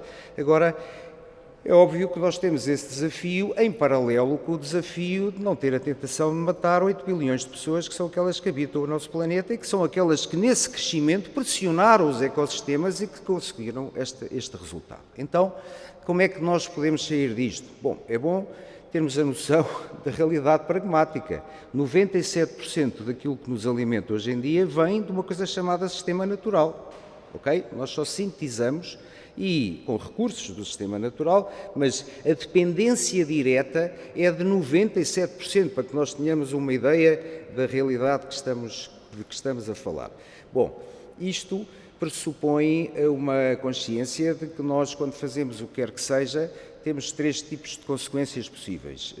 E quando eu falo em agricultura, estamos a falar essencialmente de uma coisa que é ter uma interação com o sistema natural para obter recursos, sejam alimentares, seja o que for, mas é bom termos a noção de que, resultado da minha ação, eu posso ter 3 consequências completamente diferentes. O sistema pode ficar melhor, igual ou pior. Discutimos em relação a quê? Estamos a falar em relação a esta questão ecológica, a sua capacidade produtiva, a sua capacidade de usar os recursos energéticos de uma forma absolutamente mais eficiente do que numa outra situação menos adequada. Bom, isto pressupõe, no meu ponto de vista, uma ideia muito básica, quer dizer, nós temos que rapidamente fazer uma transição para deixar de destruir, e é bom perceber que os modelos em que nos baseamos hoje em dia e que suportaram o nosso crescimento são modelos destrutivos do estado dos ecossistemas. Temos que, obviamente, perceber, e para isso temos que investigar e temos que conhecer, temos que perceber que não vai ser possível, porventura, regenerar tudo ao mesmo tempo e, portanto, temos que ter claramente estratégias em que temos zonas onde nós tentamos destruir o menos possível, continuar a não destruir os ecossistemas na velocidade que estamos a destruí-los neste momento, para termos uma estratégia de perceber, bem, aqui vamos tentar destruir o menos possível, se possível não destruir, e aqui vamos regenerar. O que eu quero transmitir é que não vai ser possível fazer isto tudo ao mesmo tempo, sejamos realistas e pragmáticos, ok? Então, vamos ter que ter áreas de voltando, não querendo só estar por aqui, acho que é evidente, por exemplo, que esta ideia de nós termos transformado há muito tempo a relação com a natureza, que chamamos agricultura, numa atividade económica, é óbvio que, dada a dimensão do problema, não vai poder continuar apenas assim. Porque, uma razão muito simples, porque se eu for mecânico, se eu não gerir bem a minha oficina, no máximo, a minha família, o meu bairro tem consequências com isso.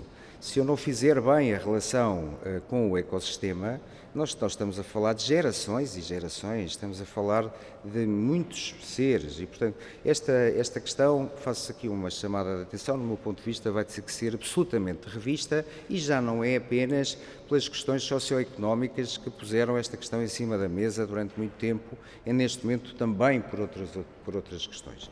Bom, mas é óbvio que o facto de estarmos aqui a falar em economia circular tem que ver também com uma outra coisa muito simples, que se chama economia.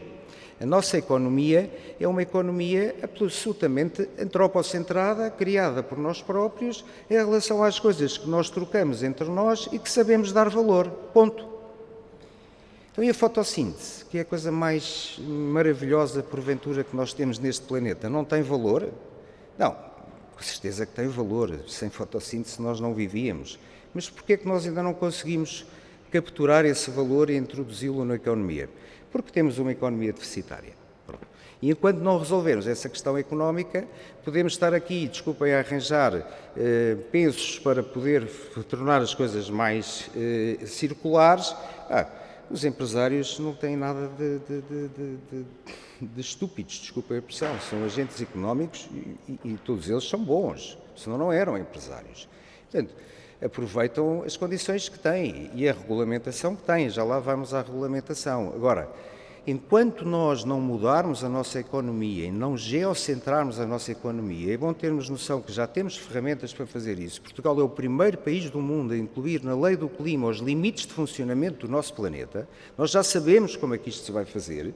Isto vai fazer-se com um intangível jurídico internacional que pela primeira vez vai pôr na mesa o facto de nós estarmos a fazer as nossas atividades e queremos fazer a nossa vida num planeta que tem regras e que tem formas de funcionar e não funciona da maneira como nós queremos, funciona da maneira como ele quer, e no momento em que nós pusermos esses limites em cima da mesa, conseguirmos passar isso para uma economia, para uma jurisdição internacional que não existe, que tem que ser obviamente suportada por uma polícia internacional que não existe. A coisa mais próxima que temos é a ONU, ok?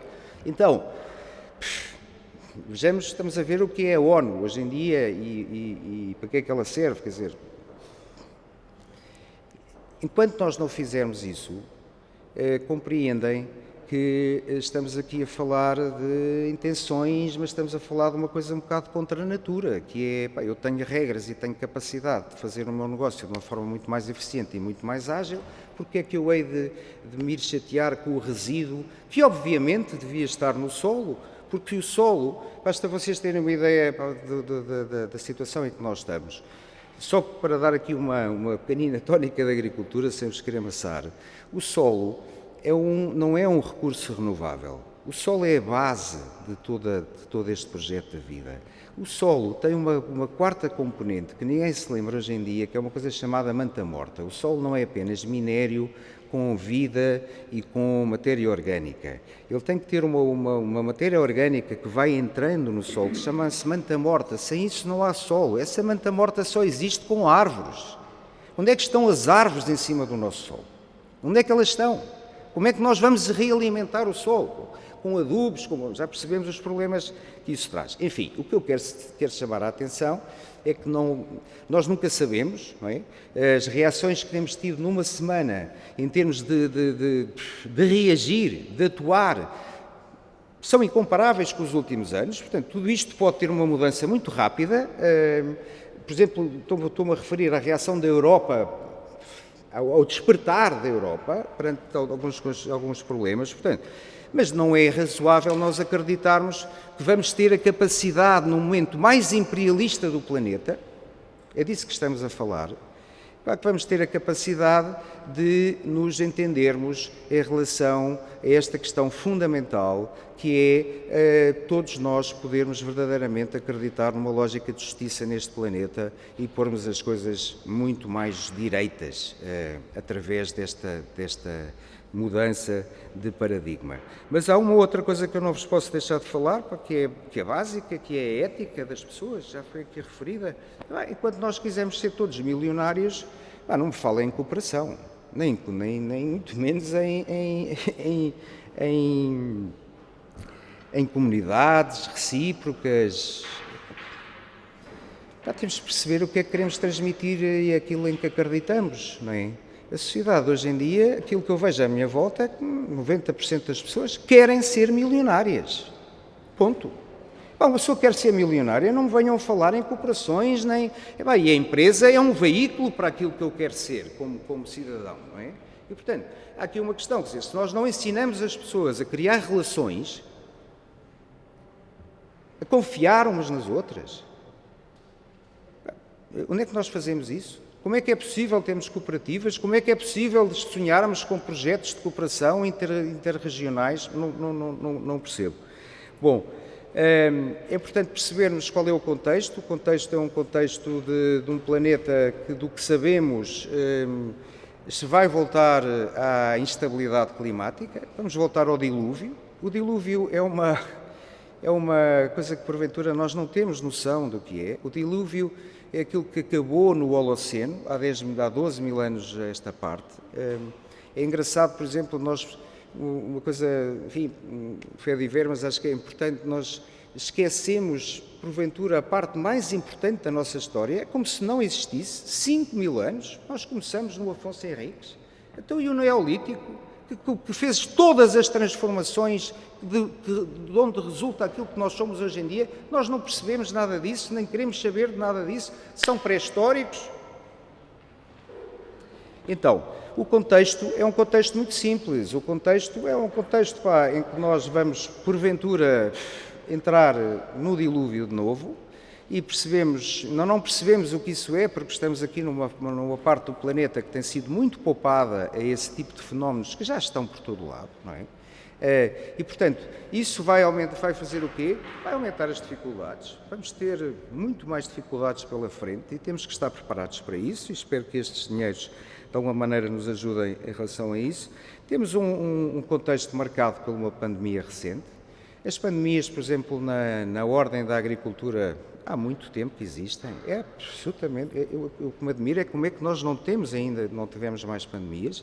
Veja-se a gripe das aves neste momento, só para percebermos que não estamos a falar só de coisas humanas. E, portanto, porquê é que vamos deixar de ter pandemias com a profusão de contactos com a sociedade que nós criamos? Então, a guerra pragmática, quem é que supunha que isto podia vir a acontecer? E o que é que nos leva a tudo isto? Leva-nos a uma mudança brutal de paradigma, como é óbvio, e leva-nos a nós percebermos que uma coisa é irmos atrás dos nossos sonhos, uma coisa é tentarmos resolver os nossos problemas, mas não podemos fazê-lo com os pés levantados do chão. Temos que perceber verdadeiramente qual é o chão que estamos a pisar e como é que nós vamos conseguir fazer isso. Há uma coisa que me parece evidente, que é nós passarmos a ter uma noção do fruto permitido. Os ecossistemas têm capacidades disponíveis de libertação. Não é possível. Nós podemos e devemos tentar criar tecnologia fundamental. Desde que juntámos a investigação à tecnologia, temos um mundo novo e um conjunto enorme de opções à nossa frente. Mas não podemos deixar de o fazer sem termos... essencialmente a consciência do porquê.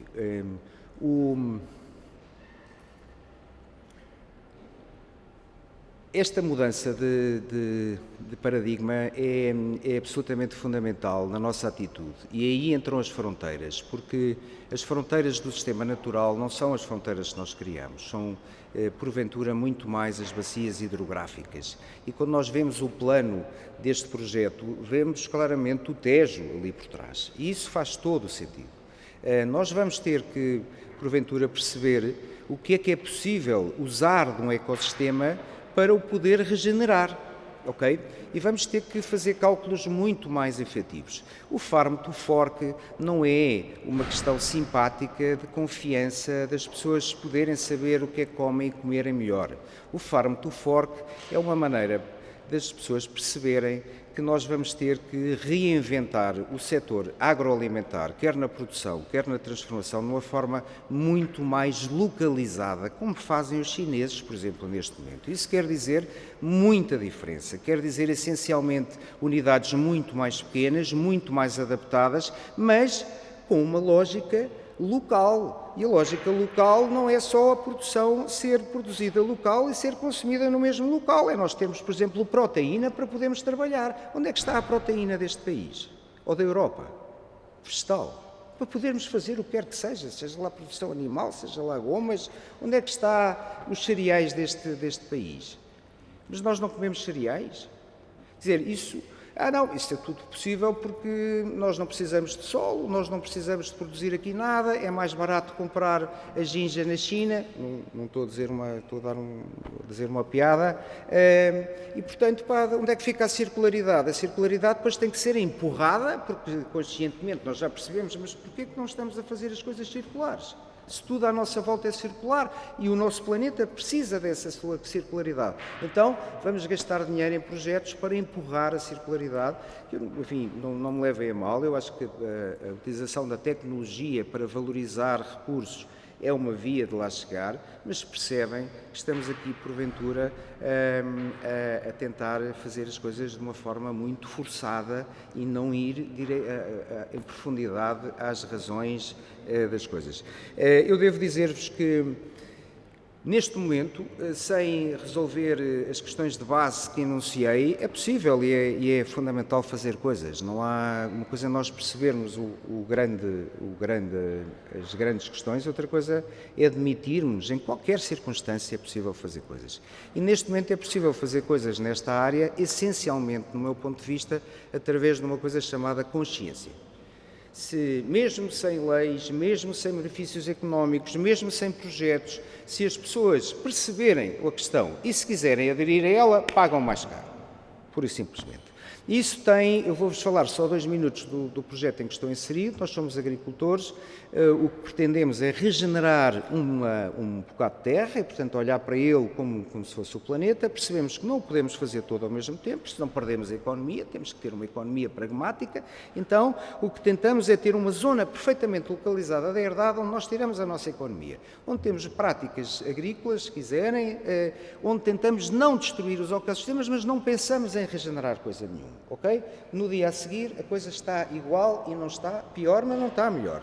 Para quê? Para termos meios económicos para poder pensar em regenerar uma outra parte. Ok? Vamos por partes. E como é que fazemos isso? Fazemos isso essencialmente através de uma ligação aos consumidores. Temos 180 famílias que se comprometem connosco a 6 meses. Essas famílias, isto não é invenção nenhuma, isto funcionava assim em todo o mundo há 100 anos, não é? Porque não havia estradas, não havia aquedutos, não havia barcos a transportar aqueles contentores que nós vemos agora e, portanto, a coisa tinha que funcionar assim. Entretanto, nós criámos outras fórmulas que nos permitiram organizarmos de outra maneira. E é isso que temos que, de alguma maneira, repensar. Não é? Então, estas famílias comprometem-se connosco com preços fixos durante 6 meses. Isso permite nós vendermos as coisas mais baratas, porque temos menos risco de quebras, porque não sabemos que vamos produzir já assertivamente para um mercado que vai pagar e que vai comprar. Mas a grande vantagem não é as pessoas comprarem apenas uma alimentação que querem, que conhecem mais barata.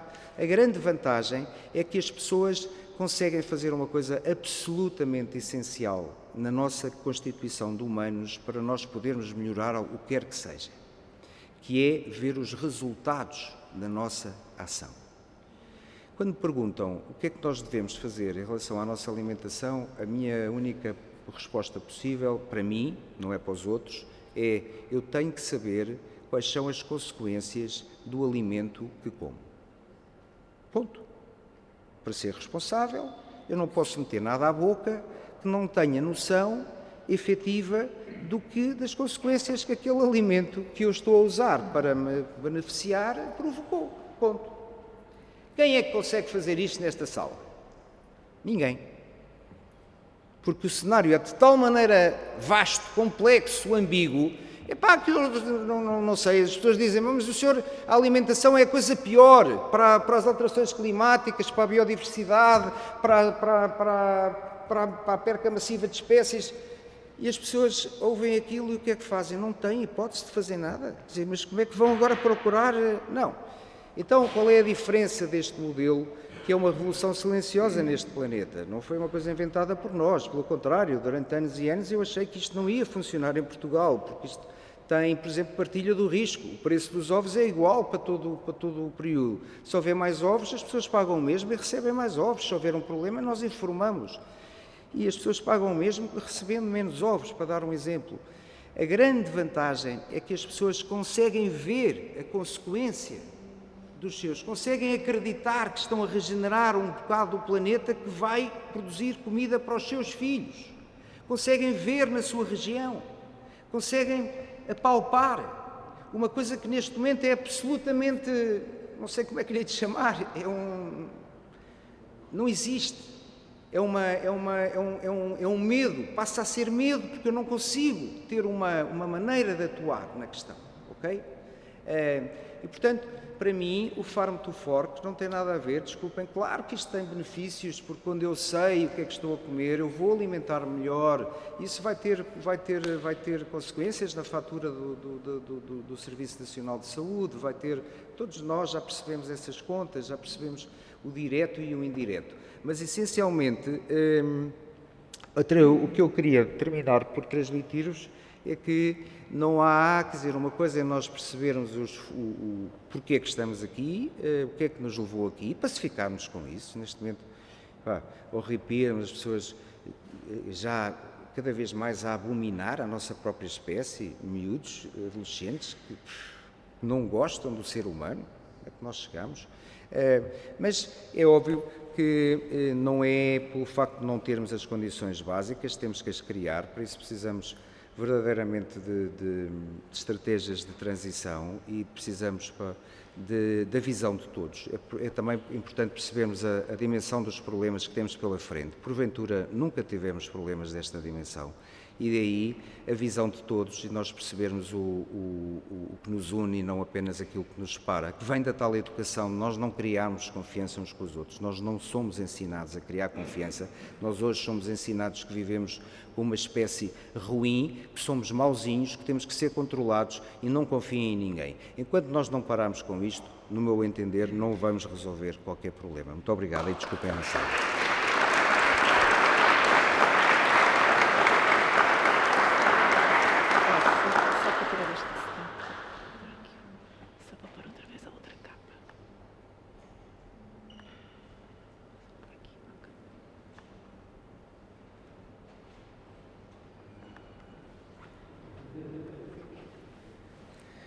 Para o encerramento desta sessão, tenho a honra de ter connosco a excelentíssima Senhora Secretária de Estado da Valorização do Interior, Doutora Isabel Ferreira.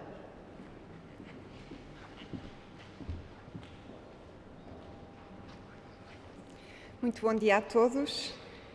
Cumprimento o Sr. Presidente do Instituto Politécnico de Leiria, dizer que é um gosto estar aqui neste Politécnico que é uma prova viva da importância dos politécnicos na coesão territorial, mas na proximidade, nesta capacidade que têm, absolutamente capilar, de estarem em todo o território e em contacto com atores relevantes, nomeadamente as empresas, os produtores, todos os setores da atividade económica, e queria deixar aqui este meu testemunho em relação ao trabalho que o Politécnico de Leiria tem feito e naturalmente também a si e à sua equipa, alguns que nos acompanham aqui. Cumprimentar a Senhora Vereadora da Câmara Municipal, dizer que é um gosto também estar aqui nesta cidade, a Doutora Teresa Jorge, da CCDR Centro, que já fez aqui o favor de explicar muitas das coisas que vão acontecer ou que vão pelo menos orientar a coluna vertebral dos próximos programas de cooperação territorial europeia, em particular do transfronteiriço.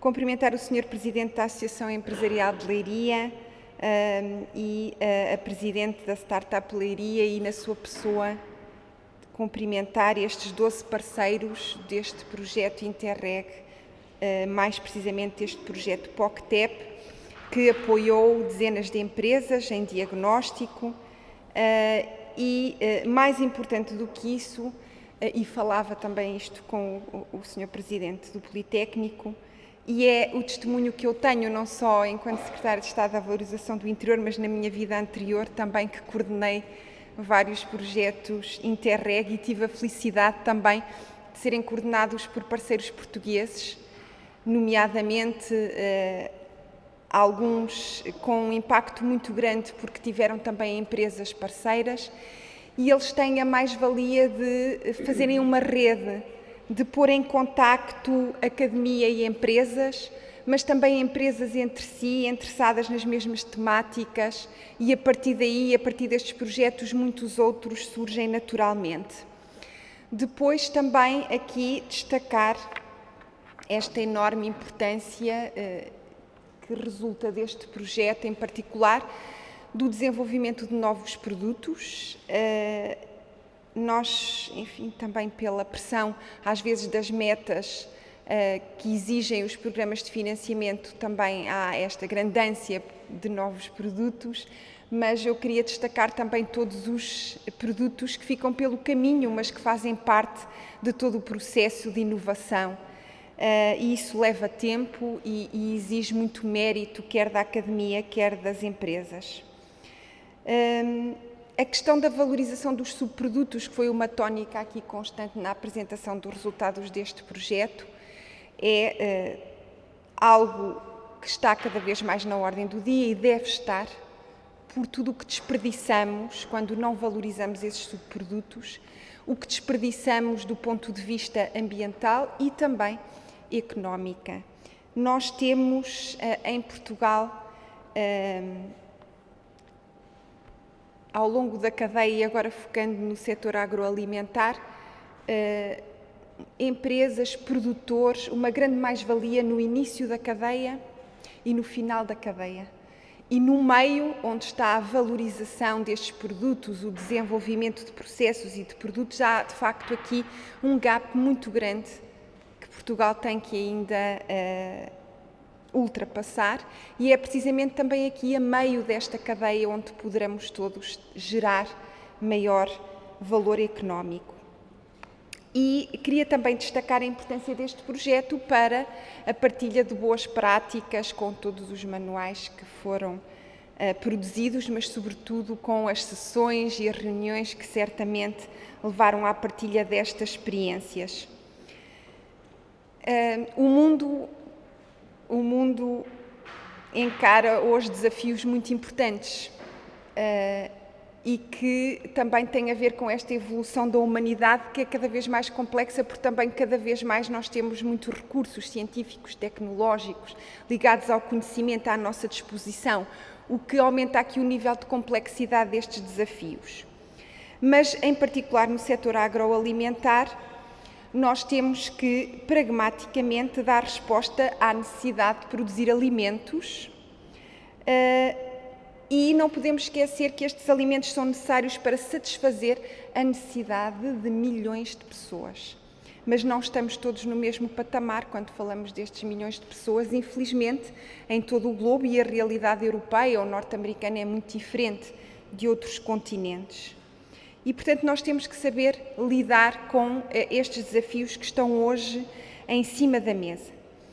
Olhar para este setor agroalimentar, tendo em conta a sua sustentabilidade, a inovação, são de facto enormes desafios, e por isso este projeto, em particular, dá aqui um contributo muito interessante e que terá certamente oportunidades de ter continuidade em diferentes programas, como falarei mais à frente.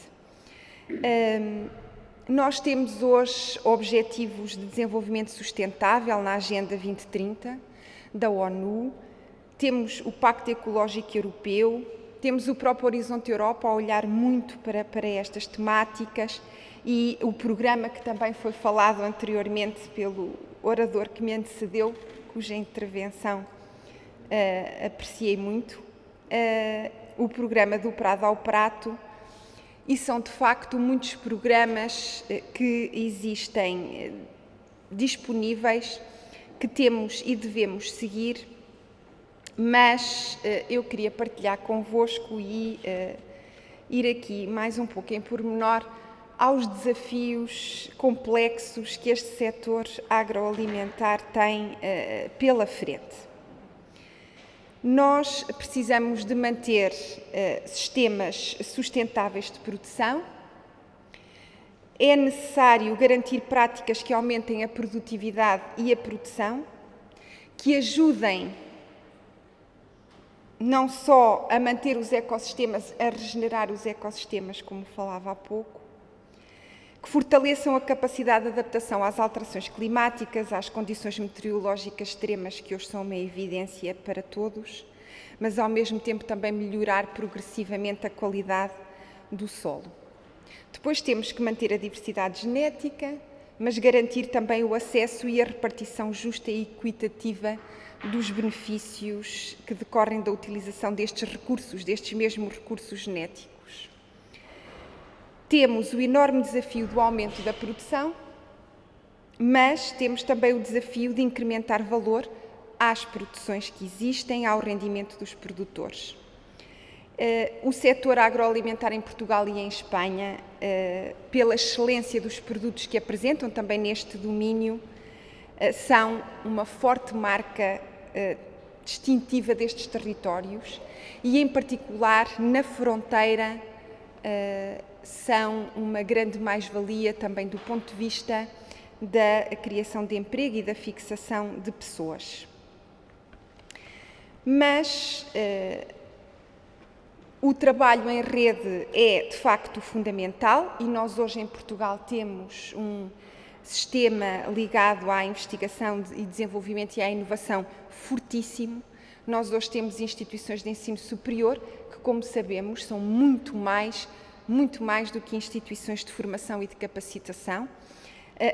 Têm alicerçadas centros de investigação, laboratórios associados, laboratórios colaborativos e, portanto, o ecossistema de inovação em Portugal está bem preparado para proporcionar também este efeito transformador que o setor agroalimentar precisa, voltando à minha ideia inicial, sobretudo no meio da cadeia de valor, e, portanto, com esta rede que se estabelece entre todos, conseguir aqui uma maior rentabilidade de toda a cadeia, incorporando inovação, mas também a validação da excelência dos produtos portugueses, neste caso dos produtos ibéricos, que todos nós sabemos que existe, mas que tem que se traduzir em mais do que todos nós sabermos que são produtos ímpares ou únicos. E eu queria, de facto, voltar aqui à questão daquilo que está em cima da mesa quando falamos do setor agroalimentar. Nós queremos uma agricultura mais sustentável. Queremos e desejamos, perseguimos esse objetivo de termos alimentos acessíveis, seguros, saudáveis, respeitando o ambiente, respeitando os ecossistemas.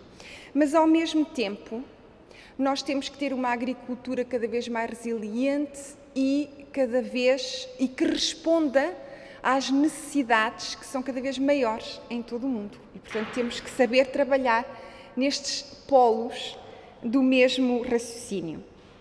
Depois, nós temos que saber apostar em clusters agroalimentares que produzam produtos internacionalizáveis, mas, ao mesmo tempo, não podemos esquecer nunca as cadeias curtas de distribuição e a importância da produção nacional, que ficou bem sublinhada na pandemia da Covid-19, mas que fica sempre sublinhada nas situações de emergência, porque o setor agroalimentar é dos mais fundamentais em qualquer situação, mas numa situação normal todos nos esquecemos, porque parece que para nós europeus é algo que está acessível a todos e de forma fácil. E quando vivemos crises como a da Covid, ou por exemplo o que acontece agora na Ucrânia, vemos como o setor agroalimentar é essencial.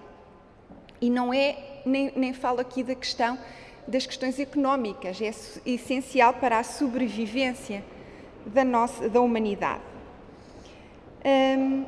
Depois, ainda há aqui uma terceira dicotomia muito importante, que é, nós temos que responder à necessidade de disponibilidade de alimentos em todo o mundo e, ao mesmo tempo, apostar em alimentos de maior sofisticação, como pede o mercado europeu, o mercado americano, que procuram alimentos funcionais, os nutracêuticos, os superalimentos, mas quando há muitos outros continentes em que a questão é haver alimento, simplesmente para a sua função básica de nutrir. E, portanto, é neste cenário, neste pano de fundo, que nós temos que saber utilizar todo o conhecimento, toda a tecnologia e, de forma responsável, hoje utilizar todas as redes de sensorização, as plataformas de controle e de monitorização tão importantes em diferentes explorações agrícolas, mas diversificar a produção, nomeadamente ligada a variedades mais resistentes, a questão dos algoritmos também da gestão hidroagrícola, muito importante, aumentar as capacidades e aptidões dos recursos humanos, e aqui mais uma vez as instituições de ensino superior têm um papel fundamental nessa capacitação e nessa qualificação. Temos que apostar em núcleos produtores de conhecimento e de inovação tecnológica, e o Politécnico de Leiria é um bom, excelente exemplo neste sentido.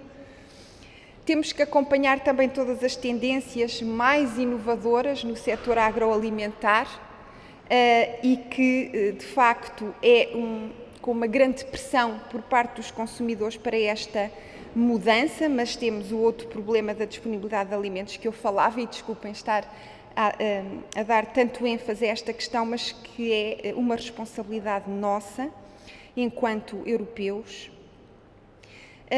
Temos que olhar de forma articulada para o eixo clima, água, energia e alimentos, porque tudo tem que funcionar bem neste quadrado, porque senão não teremos nunca sustentabilidade, muito menos economia circular. Temos que, de facto, introduzir as práticas de economia circular que começam em casa, em cada um de nós, como já foi dito aqui anteriormente, e depois acompanhar todos os processos da cadeia de valor agroalimentar.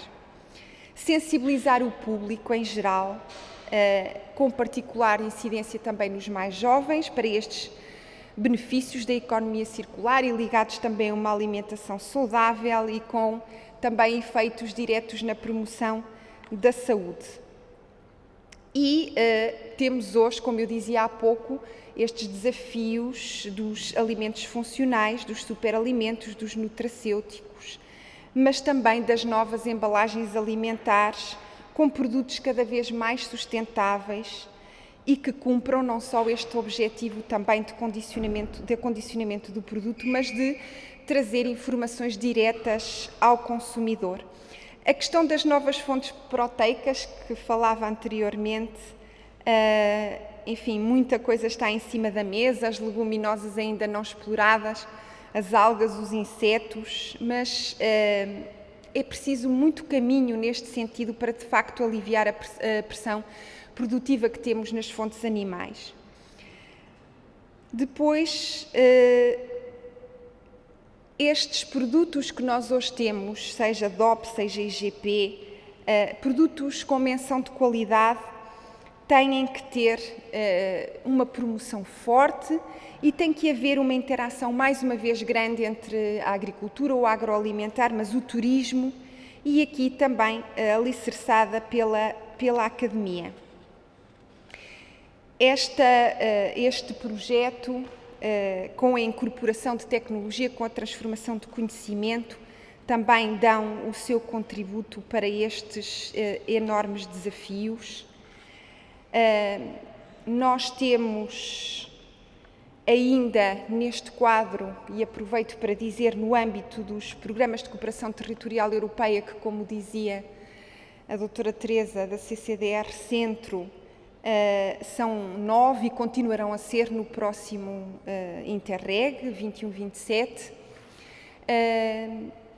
e com um grande enfoque no Programa Operacional de Cooperação Transfronteiriça Portugal-Espanha, onde o governo português decidiu colocar a maior dotação financeira de todos os programas da cooperação territorial europeia, porque hoje Portugal e Espanha têm uma estratégia comum de desenvolvimento transfronteiriço, que é uma estratégia pioneira no contexto europeu, só existe entre estes dois países, embora agora haja outros países interessados neste mesmo instrumento, mas por isso mesmo temos uma estratégia com prioridades definidas para ambos os países e que alimentamos naturalmente com recursos financeiros, nomeadamente do Interreg e em particular do POCTEP.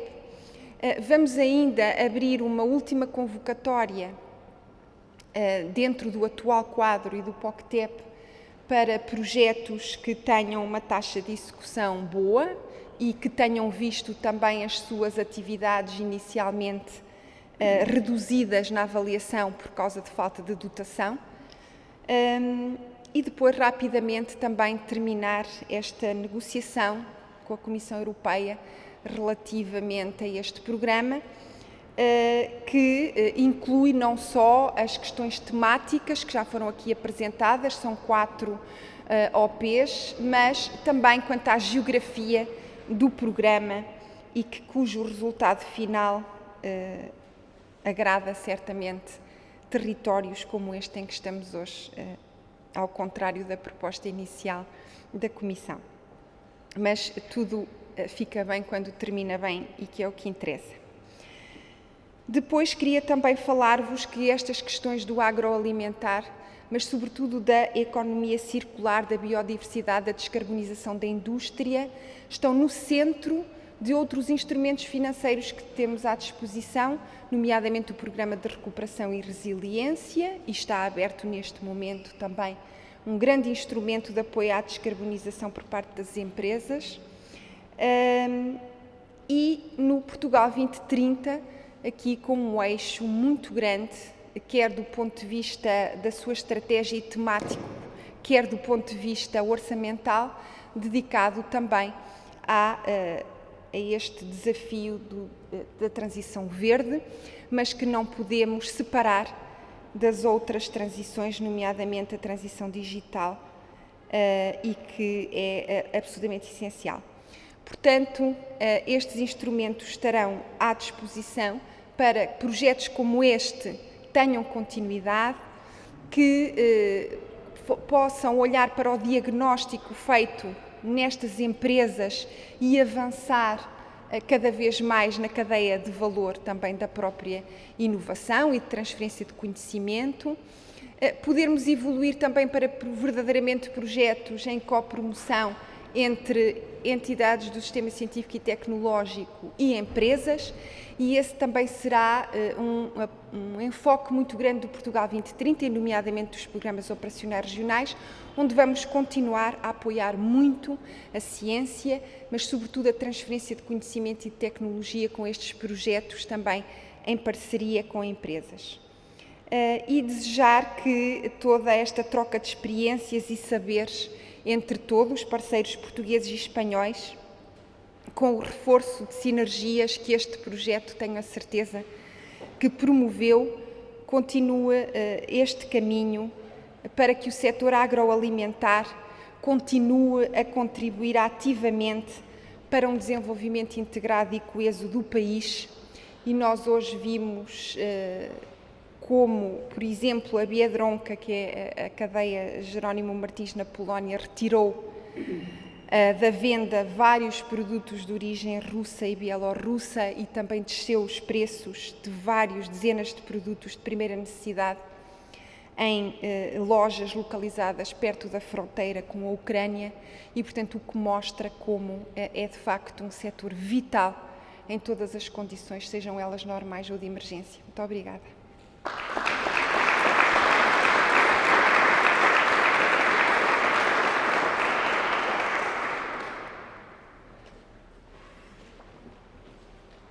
Muito obrigada, Sra. Secretária de Estado. Dá-se por terminada esta sessão de encerramento da apresentação de resultados do projeto Renova SI, agradecendo a presença de todos e convidando-os para a Ginja de Honra Vila das Rainhas, servida nesta bonita sala José Saramago. Muito obrigada.